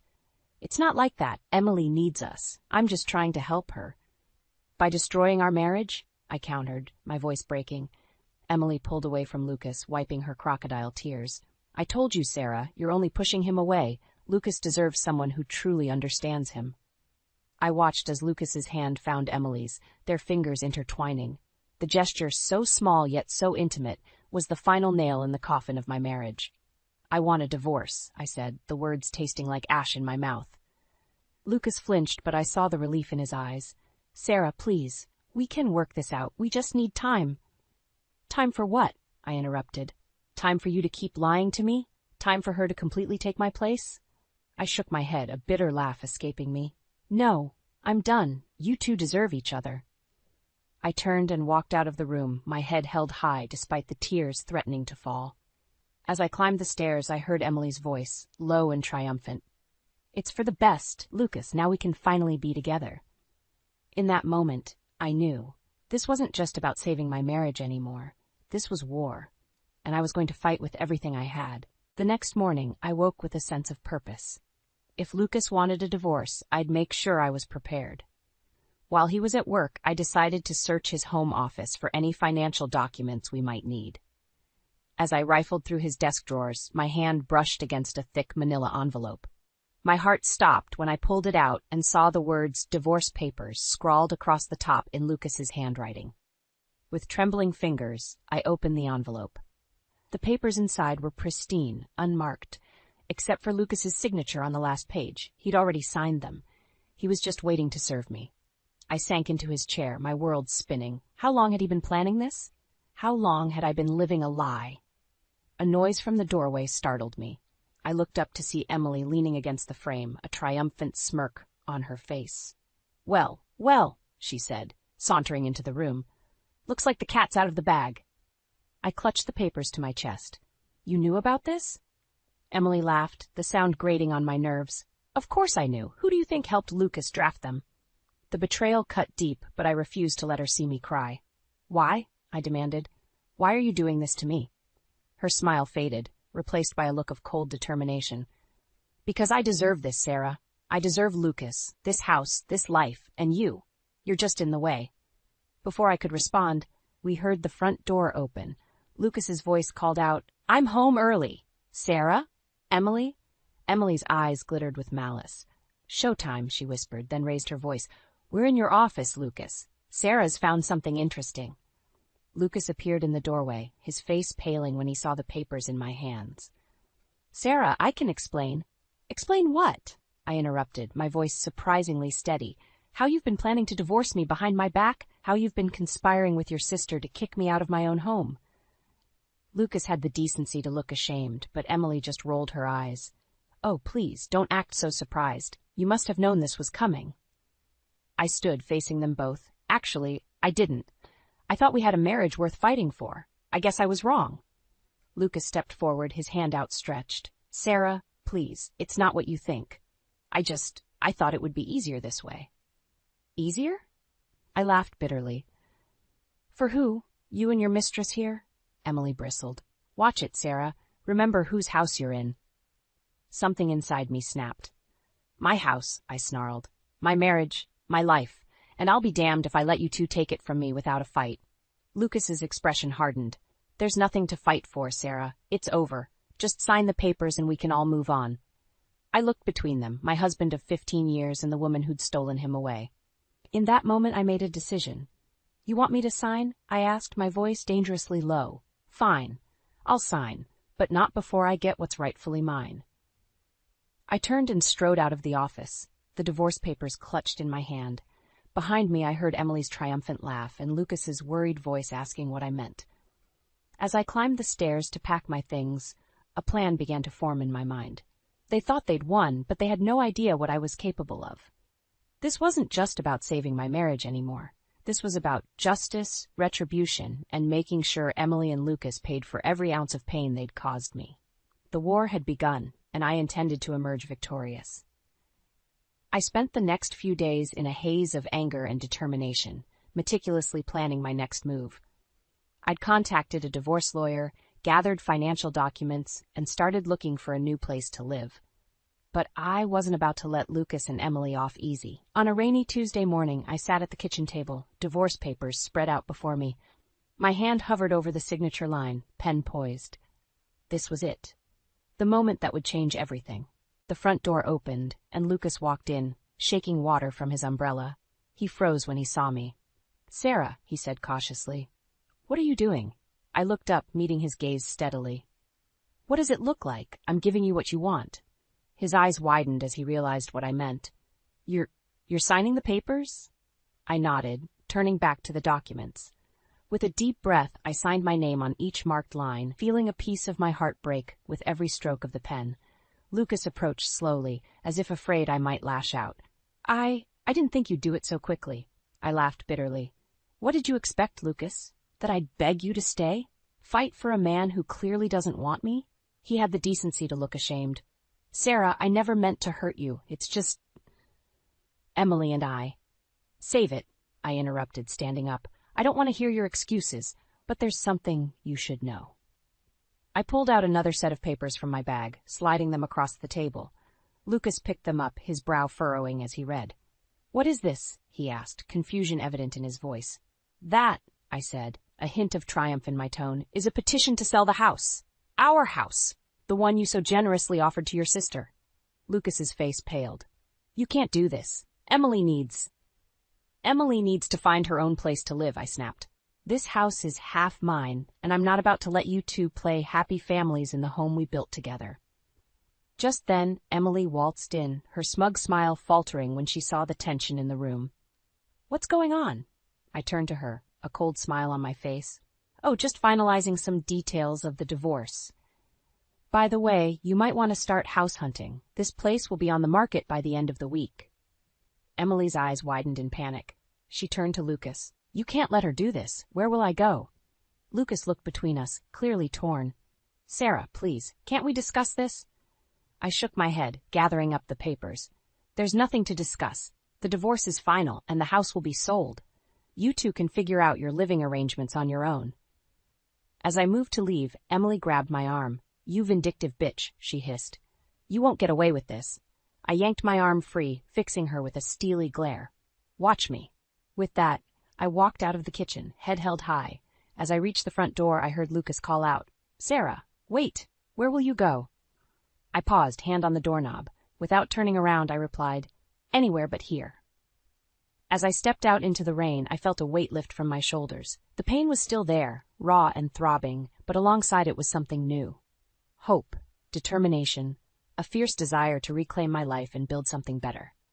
I got into my car, taking one last look at the house that had been my home for so many years. It was time to say goodbye to the old Sarah, the one who had let herself be betrayed and pushed aside. From now on, I was going to put myself first. As I drove away, I made a silent vow. This wasn't the end of my story. It was just the beginning of a new chapter, one where I would be the author of my own happiness. The bustling streets of Chicago were a far cry from the quiet suburbs I'd left behind. 3 months had passed since I'd signed those divorce papers, and I was determined to make a fresh start. I'd found a small apartment and started building a clientele as a private tutor, drawing on my years of teaching experience. On a crisp autumn morning, I sat in a quaint coffee shop, waiting for my first student of the day. As I sipped my latte, my phone buzzed with a text from Lucas. "Sarah, we need to talk. It's about the house." My stomach churned. I'd been avoiding his calls, letting my lawyer handle the details of the sale, but I knew I couldn't run forever. "What about it?" I typed back, my fingers trembling slightly. His response came quickly. "Emily's pregnant. We can't move now. Please reconsider selling." The words hit me like a physical blow. Pregnant. Emily was pregnant with Lucas's child. The life I'd once dreamed of having with him was now hers. I barely noticed when my student, a bright-eyed teenager named Lily, slid into the seat across from me. "Mrs. Johnson? Are you okay?" she asked, concern etched on her young face. I forced a smile, pushing down the turmoil inside me. I'm fine, Lily. Let's get started on those algebra equations, shall we? As we worked through the problems, my mind raced. I'd come so far, built a new life for myself, but hearing about Emily's pregnancy had reopened wounds I thought had healed. After Lily left, I found myself wandering the streets, lost in thought. My phone rang. It was my lawyer. Sarah, I've got some news about the house sale, he said, his voice grave. There's been a complication. My heart sank. What kind of complication? Lucas is contesting the sale. He's claiming you signed the divorce papers under duress and that the house should remain in his possession. I felt the ground shift beneath my feet. Everything I'd worked for, the clean break I'd fought so hard to achieve, was suddenly in jeopardy. He can't do that, I said, my voice rising. We both signed those papers willingly. I know, Sarah, but he's got a good lawyer, and with Emily's pregnancy, they're painting a sympathetic picture. We need to prepare for a fight. As I hung up, I noticed I'd wandered into a small park. I sank onto a bench, feeling the weight of the world on my shoulders. Just when I thought I was moving forward, the past was dragging me back. A group of children ran by, their laughter echoing through the park. I watched them, remembering the family I'd once hoped to have with Lucas. Now he was starting that family with Emily. Anger bubbled up inside me, replacing the initial shock. How dare they try to take away the one thing I had left? The house sale was my ticket to a truly fresh start, a way to cut all ties with my old life. I pulled out my phone, my fingers flying over the keys as I typed a message to Lucas. You want to fight? You've got one. I won't let you and Emily take anything else from me. As I hit send, a strange calm washed over me. This was it, the final battle. Everything I'd been through, every tear I'd shed, and every sleepless night had led to this moment. I stood up, squaring my shoulders. I'd rebuilt my life once. I could do it again. But this time, I wouldn't just survive. I would thrive. As I walked out of the park, my resolve hardened. Lucas and Emily thought they could bully me into submission, but they had no idea who they were dealing with. The old Sarah might have backed down, might have given in to keep the peace. But not anymore. This time, I was ready to fight with everything I had. The weeks flew by in a whirlwind of tutoring sessions and legal meetings. My days were filled with helping students unlock their potential, while my nights were consumed by strategizing with my lawyer. The fight for the house had become more than just a battle over property. It was a fight for my dignity, my future. One crisp autumn evening, I stood before a small gathering at the local community center. I'd been invited to speak about adult education and second chances. As I looked out at the sea of faces, many of them women my age or older, I felt a surge of strength. Life doesn't always go as planned, I began, my voice steady. Sometimes the path we thought we'd follow crumbles beneath our feet. But that doesn't mean we're lost. It means we have the opportunity to forge a new path. As I spoke, I saw heads nodding, eyes glistening with unshed tears. These women understood loss, betrayal, the struggle to reinvent oneself. I was one of them now. After the talk, a woman approached me, her gray hair neatly coiffed. Thank you, she said, clasping my hand. Your words, they gave me hope. I've been struggling since my divorce, but hearing your story makes me believe I can start over, too. Her words warmed my heart, but before I could respond, my phone buzzed insistently. It was my lawyer. Sarah, we've got a problem, he said, his voice tense. Lucas's lawyer has filed a motion claiming you abandoned the property. They're trying to void the sale agreement entirely. My blood ran cold. That's ridiculous. I left because he was having an affair with my sister-in-law. I know, Sarah, but they're playing dirty. We need to counter this fast. As I hung up, I felt the walls closing in. Everything I'd worked for, the new life I'd built, was teetering on the brink of collapse. If Lucas won, I'd lose not just the house, but the financial cushion I needed to truly start over. I looked up to see the gray-haired woman watching me, concern etched on her face. Are you all right, dear? In that moment, something inside me snapped. I was tired of being the victim, tired of Lucas and Emily controlling my life from afar. No, I said, my voice stronger than I felt, but I will be. I spent the next few days in a frenzy of activity. I gathered every scrap of evidence I could find, emails, text messages, anything that proved Lucas and Emily's affair. I reached out to old friends and colleagues, asking for character references. On the day of the court hearing, I stood outside the courthouse, my heart pounding. This was it, the moment that would decide my future. As I climbed the steps, I saw them. Lucas and Emily hand in hand, her pregnancy now visible. The sight of them looking so smug and confident made my blood boil.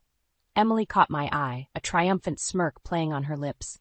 "Ready to lose, Sarah?" she called out. I felt a surge of rage, so powerful it nearly took my breath away. But then I remembered the women at the community center, their faces full of hope and admiration. I thought of my students, working so hard to better themselves. I thought of the new Sarah I'd become, stronger, more resilient, unwilling to back down. I met Emily's gaze, my chin held high.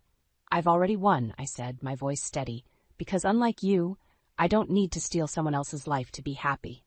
With that, I turned and walked into the courthouse, my head held high. Whatever happened in that courtroom, I knew one thing for certain. I was done being a victim. From this moment on, I was the author of my own story, and no one, not Lucas, not Emily, could take that away from me. As the courtroom doors loomed before me, I took a deep breath. This wasn't just about a house anymore. This was about reclaiming my life, my dignity, my future. And I was ready to fight with everything I had. 2 years had passed since the courtroom battle. I'd won the right to sell the house, using the proceeds to build a new life in Chicago. My tutoring business had flourished, and I'd even started a support group for women rebuilding their lives after divorce. I thought I'd left my old life behind for good. But fate had other plans. I found myself back in my hometown, visiting my ailing mother. As I walked down Main Street, memories flooding back with each step, I spotted a familiar face through a diner window. Lucas. My heart stuttered. He was waiting tables, looking haggard and worn. A far cry from the successful businessman he'd once been. Before I could duck away, his eyes met mine. Recognition flashed across his face, followed by a mix of shame and regret. Against my better judgment, I entered the diner. The bell above the door chimed, announcing my arrival. Lucas approached, coffee pot in hand, his steps hesitant. "Sarah," he said, his voice barely above a whisper. I didn't know you were in town." I nodded, taking a seat at the counter. "Just visiting, Mom. How are you, Lucas?" He poured me a cup of coffee, his hands trembling slightly. "I've been better," he admitted. "Emily, she left, took the baby and moved back east." I felt a twinge of sympathy, quickly replaced by a sense of vindication. "I'm sorry to hear that," I said, surprised to find I meant it. Lucas's eyes filled with tears. "I made a terrible mistake, Sarah. I threw away the best thing in my life for nothing." I sipped my coffee, letting his words hang in the air. The old Sarah might have comforted him, might have even considered taking him back. But I wasn't that woman anymore. "We all make choices, Lucas," I said finally. "We have to live with the consequences." He nodded, wiping his eyes with the back of his hand. "You look good, Sarah. Happy." I smiled, thinking of my new life, my new friends, the women I'd helped. "I am happy. It wasn't easy, but I've built a life I'm proud of." Just then, my phone buzzed. It was a text from Lily, my first Chicago student, now heading off to college. "Got accepted to Northwestern. Couldn't have done it without you, Mrs. J. Thank you for everything." Warmth spread through my chest as I showed Lucas the message. "This is why I do what I do," I said. "Helping others rebuild their lives. It's given me purpose." Lucas's face crumpled. "I'm so sorry, Sarah, for everything. I wish I could go back and change it all." I stood, leaving money for the coffee on the counter. "We can't change the past, Lucas, but we can learn from it." As I turned to leave, Lucas called out, Could you ever forgive me?" I paused at the door, considering his question. The anger and hurt I'd carried for so long had faded, replaced by something else. Not love, not anymore, but understanding. We were both flawed, both human. "I forgave you a long time ago, Lucas," I said softly. "It was the only way I could move on." With that, I walked out of the diner and into the bright sunlight. As I made my way down the familiar streets of my hometown, I felt a profound sense of peace wash over me. The woman who had left this town broken and betrayed was gone. In her place stood someone stronger, wiser, more compassionate. I thought of the life I'd built in Chicago, the students I'd helped, the women in my support group who'd become like sisters. I thought of Lily, heading off to college, her future bright with possibility. And I thought of Lucas, a cautionary tale of what happens when you take love for granted. My phone buzzed again. Another text, this time from the community center in Chicago. They wanted me to lead a workshop on rebuilding after divorce. I smiled, typing out a quick acceptance. As I reached my mother's house, I paused on the porch, looking back at the town that had shaped me. This place held memories both bitter and sweet, but it no longer defined me. My life, my true home, was waiting for me in Chicago. I took a deep breath, feeling the last vestiges of my old life fall away. The future stretched out before me, full of promise and possibility. For the first time in years, I felt truly, completely free. With a smile on my face and lightness in my heart, I opened the door to greet my mother. It was time to share my story of triumph, of resilience, of a woman who had lost everything only to find herself. And in that moment, I knew with absolute certainty that the best was yet to come. I stared at the glossy brochure in disbelief, my fingers trembling as I traced the outline of a sprawling beachfront mansion. This wasn't just any vacation home, it was a multi-million-dollar estate in Malibu, and apparently it now belonged to us. Ella, darling, isn't it magnificent? Matthew's booming voice startled me out of my trance. He swept into the kitchen, all 6'2" of him radiating excitement. I've been keeping this under wraps for weeks. Surprise! I forced a smile, my mind racing. It's certainly something, Matthew. When did you decide on this? He waved his hand dismissively. Oh, you know how these things go. The opportunity presented itself, and I had to act fast. We can't let prime real estate slip through our fingers, can we? My stomach churned. But Matthew, we never discussed. Discussed? He chuckled, cutting me off. Ella, my dear, some decisions just have to be made. You're always so cautious, always wanting to save, but we have to live a little. I bit my lip, trying to keep my voice steady. It's not about living a little. It's about our future, our son's education. And what better education than summers in Malibu? Matthew interrupted again, his eyes gleaming. Speaking of which, I've invited my parents down next week to celebrate. They're thrilled. My heart sank. Next week? But I have that important presentation at work, and Tommy has his. I'm sure you can reschedule, Matthew said, already turning away. This is family, Ella. It's important.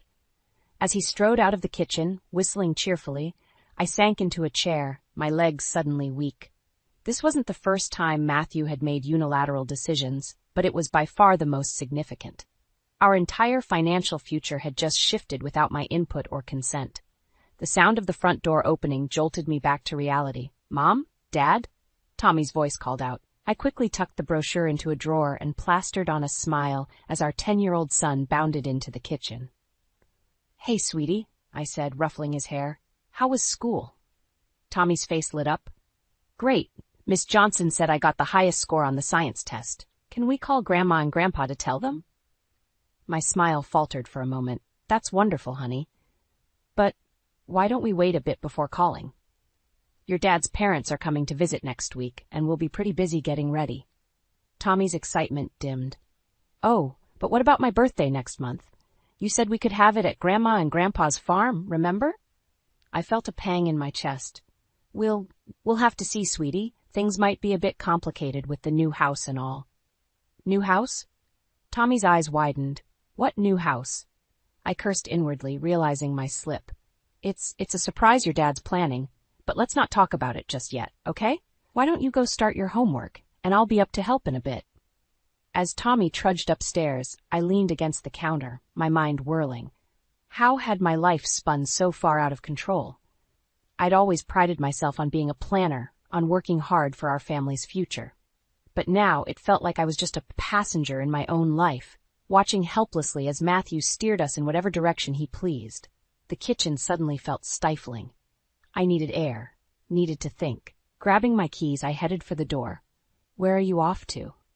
Matthew called from his study. Just going for a quick drive, I managed to reply. I need to clear my head. As I climbed into my car, my phone buzzed. A text from Matthew.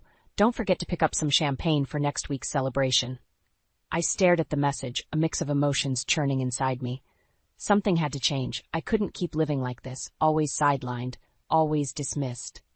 But what could I do? As I pulled out of the driveway, I had no idea where I was going. But I knew one thing for certain. I couldn't go on like this anymore. It was time to take control of my life, one way or another. The doorbell chimed, and I felt my stomach lurch. Matthew's parents had arrived, right on cue. I smoothed my dress, took a deep breath, and plastered on my best smile as I opened the door. "Ella, darling." Margaret, my mother-in-law, swept in, enveloping me in a cloud of expensive perfume. "How wonderful to see you. Where's our Matthew?" Before I could answer, Matthew appeared behind me, all smiles and charm. "Mom, Dad, welcome." I stepped back, watching as they embraced, feeling like an outsider in my own home. George, my father-in-law, clapped Matthew on the back. "So, son, when do we get to see this new paradise of yours?" "Soon enough, Dad," Matthew laughed. "But first, let's celebrate." As if on cue, Tommy came bounding down the stairs. "Grandma! Grandpa!" Margaret's eyes lit up. "There's our little prince. Come give Grandma a hug." I watched as Tommy was swept into the whirlwind of attention, feeling a pang of something I couldn't quite name. Envy? Resentment? I pushed the feeling aside and headed to the kitchen to fetch the champagne. "Need any help, dear?" Margaret's voice startled me as I reached for the glasses. "Oh no, I've got it," I said, trying to keep my voice light. "You're our guest." She waved her hand dismissively. "Nonsense. We're family." She began arranging hors d'oeuvres on a platter, chattering away. "You know, Ella, I always knew Matthew would do well for himself. He's always had such ambition, such drive, not like some people who are content to just settle." I felt my cheeks flush, knowing full well she was referring to my own family. "My parents have always been happy with what they have," I said, a defensive edge creeping into my voice. Margaret patted my arm condescendingly. "Of course, dear, there's nothing wrong with simplicity. But Matthew, he's destined for greater things. And now, with this new house, it's a whole new world opening up for you all." I bit my tongue, resisting the urge to point out that this new world had been thrust upon me without my consent. Instead, I forced a smile and carried the champagne into the living room. Matthew was regaling his father with tales of the new house. "And the view, Dad, you wouldn't believe it. We'll be rubbing elbows with celebrities before you know it." "That's my boy," George boomed. "Always reaching for the stars. You know, Ella," he turned to me, "you're a lucky woman. Not everyone gets to live the high life like this." I felt my smile falter. "We were doing just fine before, George. Sometimes it's not about the high life, but about building something together as a team." The room fell silent for a moment. Matthew cleared his throat. "Ella, darling, why don't you pour the champagne? We're here to celebrate, after all." As I poured, my hands shaking slightly, Margaret piped up. "Oh, Matthew, we must discuss Tommy's education. With this new social circle you'll be in, we simply must consider Westridge Academy. It's where all the right families send their children." I nearly dropped the bottle. "Westridge? But that's hours away from here. Tommy's happy at his current school, and all his friends are there." Matthew waved his hand dismissively. "Now, Ella, let's not be hasty. Westridge could open up a world of opportunities for Tommy." "But we haven't even discussed this," I protested, my voice rising. "Tommy's education isn't something to be decided on a whim." The room fell silent again, all eyes on me. I could feel the judgment radiating from Margaret and George, the disappointment in Matthew's eyes. "Perhaps," Margaret said coolly, "this isn't the best time to discuss such matters. Shall we toast to the new house?" As glasses clinked and congratulations were exchanged, I stood there, champagne untouched, feeling more alone than ever. This wasn't just about a house anymore. It was about my family, my son's future, my very place in this life Matthew was crafting. As laughter and chatter filled the room, a realization hit me like a thunderbolt. If I didn't find my voice soon, I'd lose everything that truly mattered. The question was, did I have the courage to use it? I stood in the doorway of Tommy's room, watching him sleep peacefully, blissfully unaware of the storm brewing in our family. The house was finally quiet after Matthew's parents had left, but the tension lingered like a thick fog. A floorboard creaked behind me. "Ella?" Matthew's voice was soft, almost apologetic. "Can we talk?" I turned, steeling myself. "About what, Matthew? About how you've decided our son's future without even consulting me?" He sighed, running a hand through his hair. "Look, I know you're upset about the Westridge Academy thing, but you have to see the bigger picture here." "The bigger picture?" I hissed, careful not to wake Tommy. "And what exactly is that?" Matthew guided me downstairs to his study, closing the door behind us. Ella, with this new house, we're entering a different league. Tommy needs to be prepared for that world. I felt my anger rising. That world? Matthew, he's 10 years old. He needs his friends, his familiar surroundings, not some pretentious prep school hours away from home. It's not pretentious, it's prestigious, Matthew countered. Do you know how many doors this could open for him? And what about the doors it could close? I shot back. His childhood? His sense of belonging? Matthew's face hardened. I've already submitted the application. The words hit me like a physical blow. You what? I submitted the application, he repeated, his tone maddeningly calm. They're very selective, Ella. We can't afford to miss this opportunity. I felt dizzy, gripping the edge of his desk for support.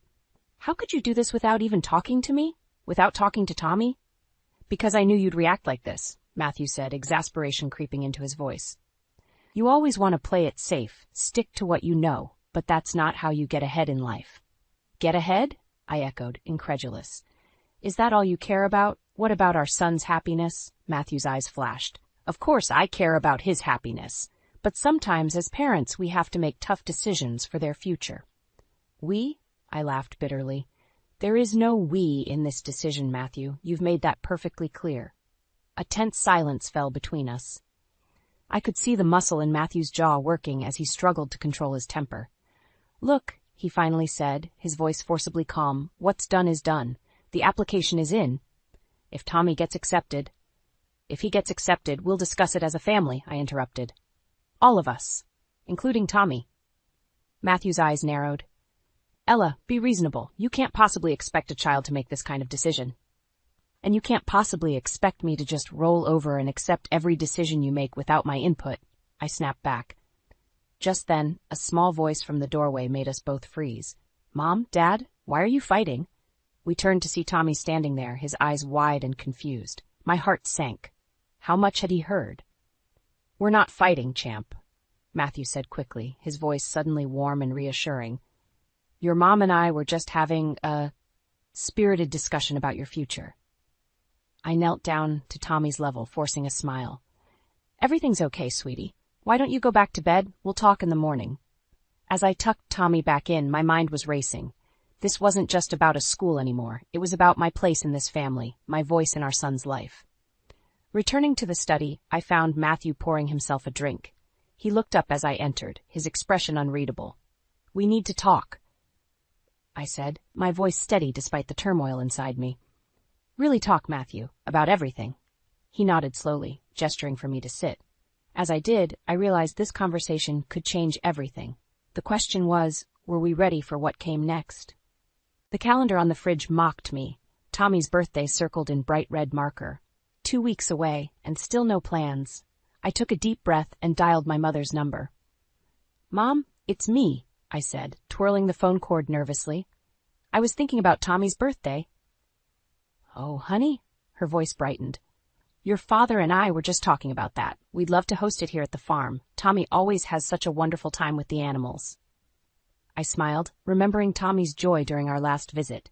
That sounds perfect, Mom. I'll just need to run it by Matthew and...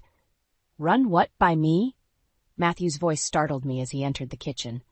I'll call you back, Mom, I said quickly, hanging up. Matthew raised an eyebrow. What are you planning? I straightened my shoulders. I was talking to my mom about hosting Tommy's birthday at the farm. You know how much he loves it there. Matthew's face clouded. Ella, we've discussed this. With the new house and our changing social circle, we need to be more selective about these things. Selective? I echoed, disbelief coloring my voice. Matthew, this is our son's birthday, not a networking event. He sighed, patronizing. You don't understand. These early connections are crucial. I was thinking we could have a party at the country club. The Andersons' son just had his there, and it was quite the affair. I felt my temper rising. The country club? Tommy doesn't even know anyone there. He wants to be with his friends, his grandparents. He'll make new friends, Matthew interrupted. Better friends. As for your parents... He trailed off, his expression saying what he wouldn't voice aloud. What about my parents? I challenged, my voice sharp. Matthew had the grace to look uncomfortable. Ella, be reasonable.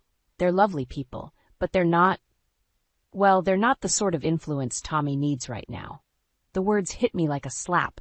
Not the sort of influence? They're his grandparents, Matthew. They love him unconditionally, which is more than I can say for your parents and their constant judgment. That's enough, Matthew snapped. I've already made arrangements at the club. It's done. I stared at him, a horrible realization dawning. You already planned it without even asking me? He had the audacity to look surprised at my reaction. I thought you'd be pleased. It's an exclusive venue, Ella. Do you know how many strings I had to pull? I don't care about strings or exclusivity, I shouted, my composure finally shattering. This is our son's birthday, not some corporate event you can dictate. Tommy's voice cut through our argument. Mom? Dad? What's going on? We both turned to see him standing in the doorway, confusion and hurt etched on his young face. Matthew recovered first, his voice smoothing into that falsely cheerful tone he'd been using more and more lately. Nothing to worry about, champ. We were just discussing your birthday plans. How does a party at the country club sound? Tommy's face fell. But I thought we were going to Grandma and Grandpa's farm. You promised, Mom. The accusation in his voice broke my heart. Tommy, Your mother was mistaken, Matthew cut in. We're having a much better party at the club. You'll love it. I watched, helpless, as disappointment clouded Tommy's eyes. He nodded silently and retreated upstairs. The kitchen fell into a tense silence. Matthew busied himself with his phone, already moving on as if the matter was settled. But for me, something had shattered.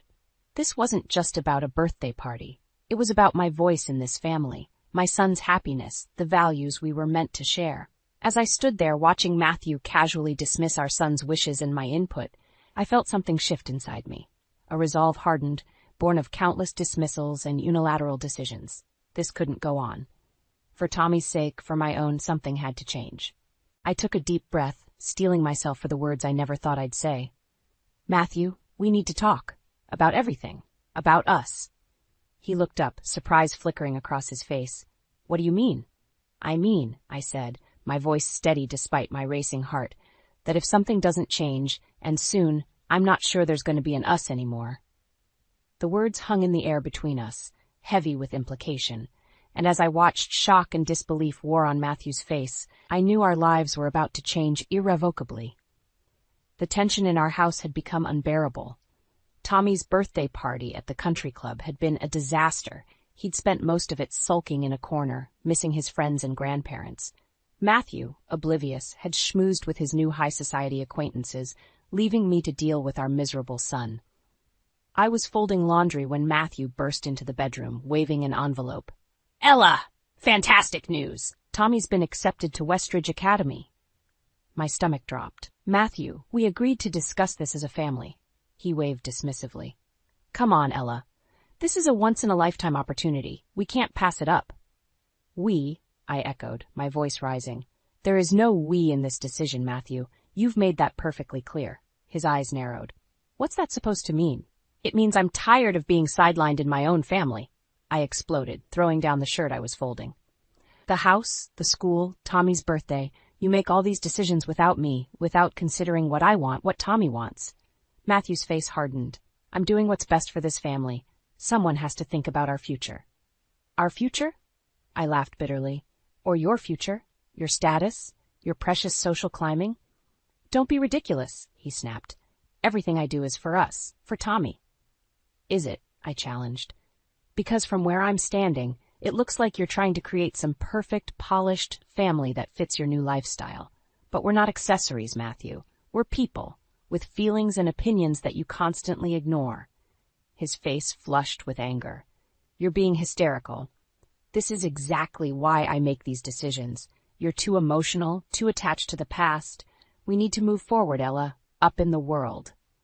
Up in the world? I repeated, incredulous. And what about the world we've built here? Our friends, our community, Tommy's school? Matthew's voice turned cold. Those things don't matter anymore. We're in a different league now. Blood is thicker than water, Ella. My family understands that. It's time you did too. The words hit me like a physical blow. Blood is thicker than water? Is that what you think of me? Of my family? He had the grace to look slightly ashamed, but pressed on. I didn't mean it like that. But you have to admit, my parents have connections, influence. They can open doors for Tommy that your family simply can't. I felt something snap inside me. My family might not have connections or influence, Matthew, but they have love. Unconditional love. For me and for Tommy. Can you say the same about your parents? About yourself? Silence fell between us, heavy and charged. Matthew stared at me, shock and anger warring on his face. What are you saying? He finally asked, his voice dangerously low. I took a deep breath, steeling myself. I'm saying that I don't recognize you anymore, Matthew, or this life you're trying to force us into, and I'm not sure I want to be a part of it. His eyes widened. Ella, you can't mean. I do, I interrupted, surprised by the steadiness in my voice. I think I need some time away, to think, to figure out what I want for myself and for Tommy. Matthew's face paled. You're not taking my son anywhere. Our son, I corrected, a newfound strength surging through me. And yes, I am. We're going to stay with my parents for a while. I won't allow it, he growled. I met his gaze unflinchingly. You don't have a choice, Matthew, not anymore. As I turned to leave the room, my heart pounding but my resolve firm, I heard him call out, If you walk out that door, Ella, don't bother coming back. I paused, my hand on the doorknob. Without turning around, I replied, Maybe I won't. With those words hanging in the air, I walked out, ready to face whatever came next. It was time to reclaim my voice, my life, and my family, even if it meant leaving behind the man I thought I knew. The law office felt cold and impersonal, much like my marriage had become. I sat across from Linda, the divorce attorney my friend had recommended, my hands clasped tightly in my lap to stop them from shaking.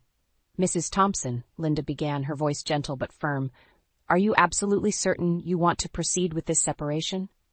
I took a deep breath, Matthew's words echoing in my mind. Blood is thicker than water. The final nail in the coffin of our relationship. Yes, I said, surprised by the steadiness in my voice. I'm certain.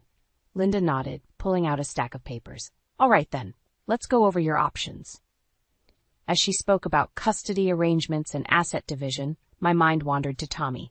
He was staying with my parents, confused and upset about why we weren't at home. The guilt gnawed at me, but I pushed it aside. This was for him as much as it was for me. Mrs. Thompson? Linda's voice snapped me back to attention. There's something else we need to discuss. Your husband's recent property acquisition. My stomach churned. The Malibu house. The beginning of the end. Given the timing and the fact that it was purchased without your knowledge, we have grounds to claim it as a marital asset, Linda explained. This could significantly impact the division of property. I felt a surge of vindication, quickly followed by a wave of sadness. How had we come to this? As I left Linda's office, my phone buzzed. A text from Matthew, where are you? We need to talk. I ignored it, my fingers hovering over my parents' number instead. I needed to hear Tommy's voice. Mom? His small voice came through the speaker, and I felt my eyes well up. Hey, sweetie, how are you doing? When are we coming home? The question hit me like a punch to the gut. Soon, honey. I promise. Things are just a little complicated right now. Is it because of Dad? Are you guys getting a divorce like Billy's parents? The directness of his question caught me off guard. Tommy, It's not that simple. Your dad and I, It's okay, Mom, he interrupted, his voice suddenly older than his years. I heard you guys fighting. I know Dad's been mean to you. Tears spilled down my cheeks. Oh, Tommy, I'm so sorry you had to hear that. Don't be sorry, Mom. Just come get me. We don't need Dad if he's going to be mean. His words, so innocent, yet so profound, steeled my resolve. You're right, sweetie. We don't. I'll be there soon, okay? As I hung up, another text from Matthew flashed on my screen. Ella, if you don't come home right now, I swear I'll... I deleted it without reading further. There was nothing left to say. Driving to my parents' house, I felt a strange mix of terror and exhilaration. I was burning bridges, leaping into the unknown. But for the first time in years, I felt truly alive. As I pulled into the driveway, I saw Tommy's face pressed against the window, his eyes lighting up as he spotted me. My parents appeared behind him, their expressions a mix of concern and support. I stepped out of the car and Tommy came running, throwing himself into my arms. As I held him tight, I knew with absolute certainty that I was making the right choice. Are we going home? Tommy asked, looking up at me. I smiled, ruffling his hair. No, sweetie, we're going to make a new home. Just you and me. What about Dad? I hesitated, choosing my words carefully. Dad needs some time to think about things, but we're going to be okay, I promise. As we walked into my parents' house, my phone buzzed again. Matthew's name flashed on the screen, but this time I didn't even glance at the message. Instead, I turned off my phone and focused on my son, on our future. The road ahead would be difficult, filled with legal battles and emotional turmoil. But looking at Tommy's trusting face, I knew I had the strength to face whatever came next. It was time to reclaim our lives, to build something new from the ashes of what we'd lost. For the first time in years, I felt hope blooming in my chest. We were going to be okay. More than okay. We were going to thrive. The courtroom felt suffocating as I sat beside Linda, my lawyer. Across the aisle, Matthew glared at me, his once warm eyes now cold and unrecognizable. The judge's gavel echoed through the room, silencing the murmurs. In the matter of Thompson versus Thompson, the judge began, her voice stern and impartial. We are here to determine custody arrangements and asset division.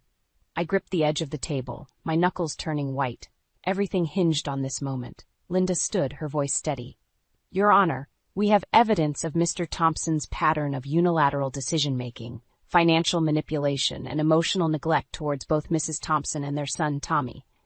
She presented a folder, and I watched Matthew's face contort with rage. Objection! His lawyer shouted. These claims are baseless and inflammatory. The judge raised her hand. Overruled. Continue, counselor. As Linda laid out our case, the Malibu house, the school application, the isolation from my family, I felt a mix of vindication and sorrow. How had we come to this? Matthew's lawyer countered, painting me as an ungrateful wife, unable to appreciate the life Matthew had provided. Mrs. Thompson is attempting to punish my client for his success, he argued. She's using their son as a pawn in her vindictive game. I bit my lip, fighting back tears. Is that how Matthew saw me now? The judge called a recess, and I stepped into the hallway, gasping for air. That's when I saw him, Tommy, sitting with my parents, his small face etched with worry. Mom, he called out, running towards me. I knelt down, embracing him tightly. Hey, sweetie, what are you doing here? I wanted to see you, he said, his voice muffled against my shoulder. Are you and Dad really never going to live together again? My heart shattered. Oh, Tommy, it's complicated, but... Mrs. Thompson. Matthew's cold voice cut through the moment. A word. I stood, positioning myself between Matthew and Tommy. What is it? His eyes darted to our son, then back to me. Call off this charade, he hissed. You're embarrassing yourself and ruining our family. Our family? I echoed, incredulous. The one you've been systematically pushing me out of? Don't be dramatic, he scoffed. I gave you everything. A beautiful home, financial security. Everything except respect, I interrupted. Everything except a voice in our marriage, in our son's life. Matthew's face hardened. Fine. You want to play hardball? I'll bury you, Ella. I'll take everything. The house, the cars, Tommy. You'll be left with nothing. As he stormed off, I felt my legs weaken. Could he really do that? Mom? Tommy's small voice brought me back. Is Dad going to take me away? I knelt down again, looking into his frightened eyes. No, sweetheart, I won't let that happen. I promise. As we re-entered the courtroom, I felt a new resolve stealing my spine. This wasn't just about me anymore. It was about Tommy, about breaking the cycle of control and disrespect. The judge called us to order, ready to deliver her decision. I held my breath, feeling the weight of our future hanging in the balance.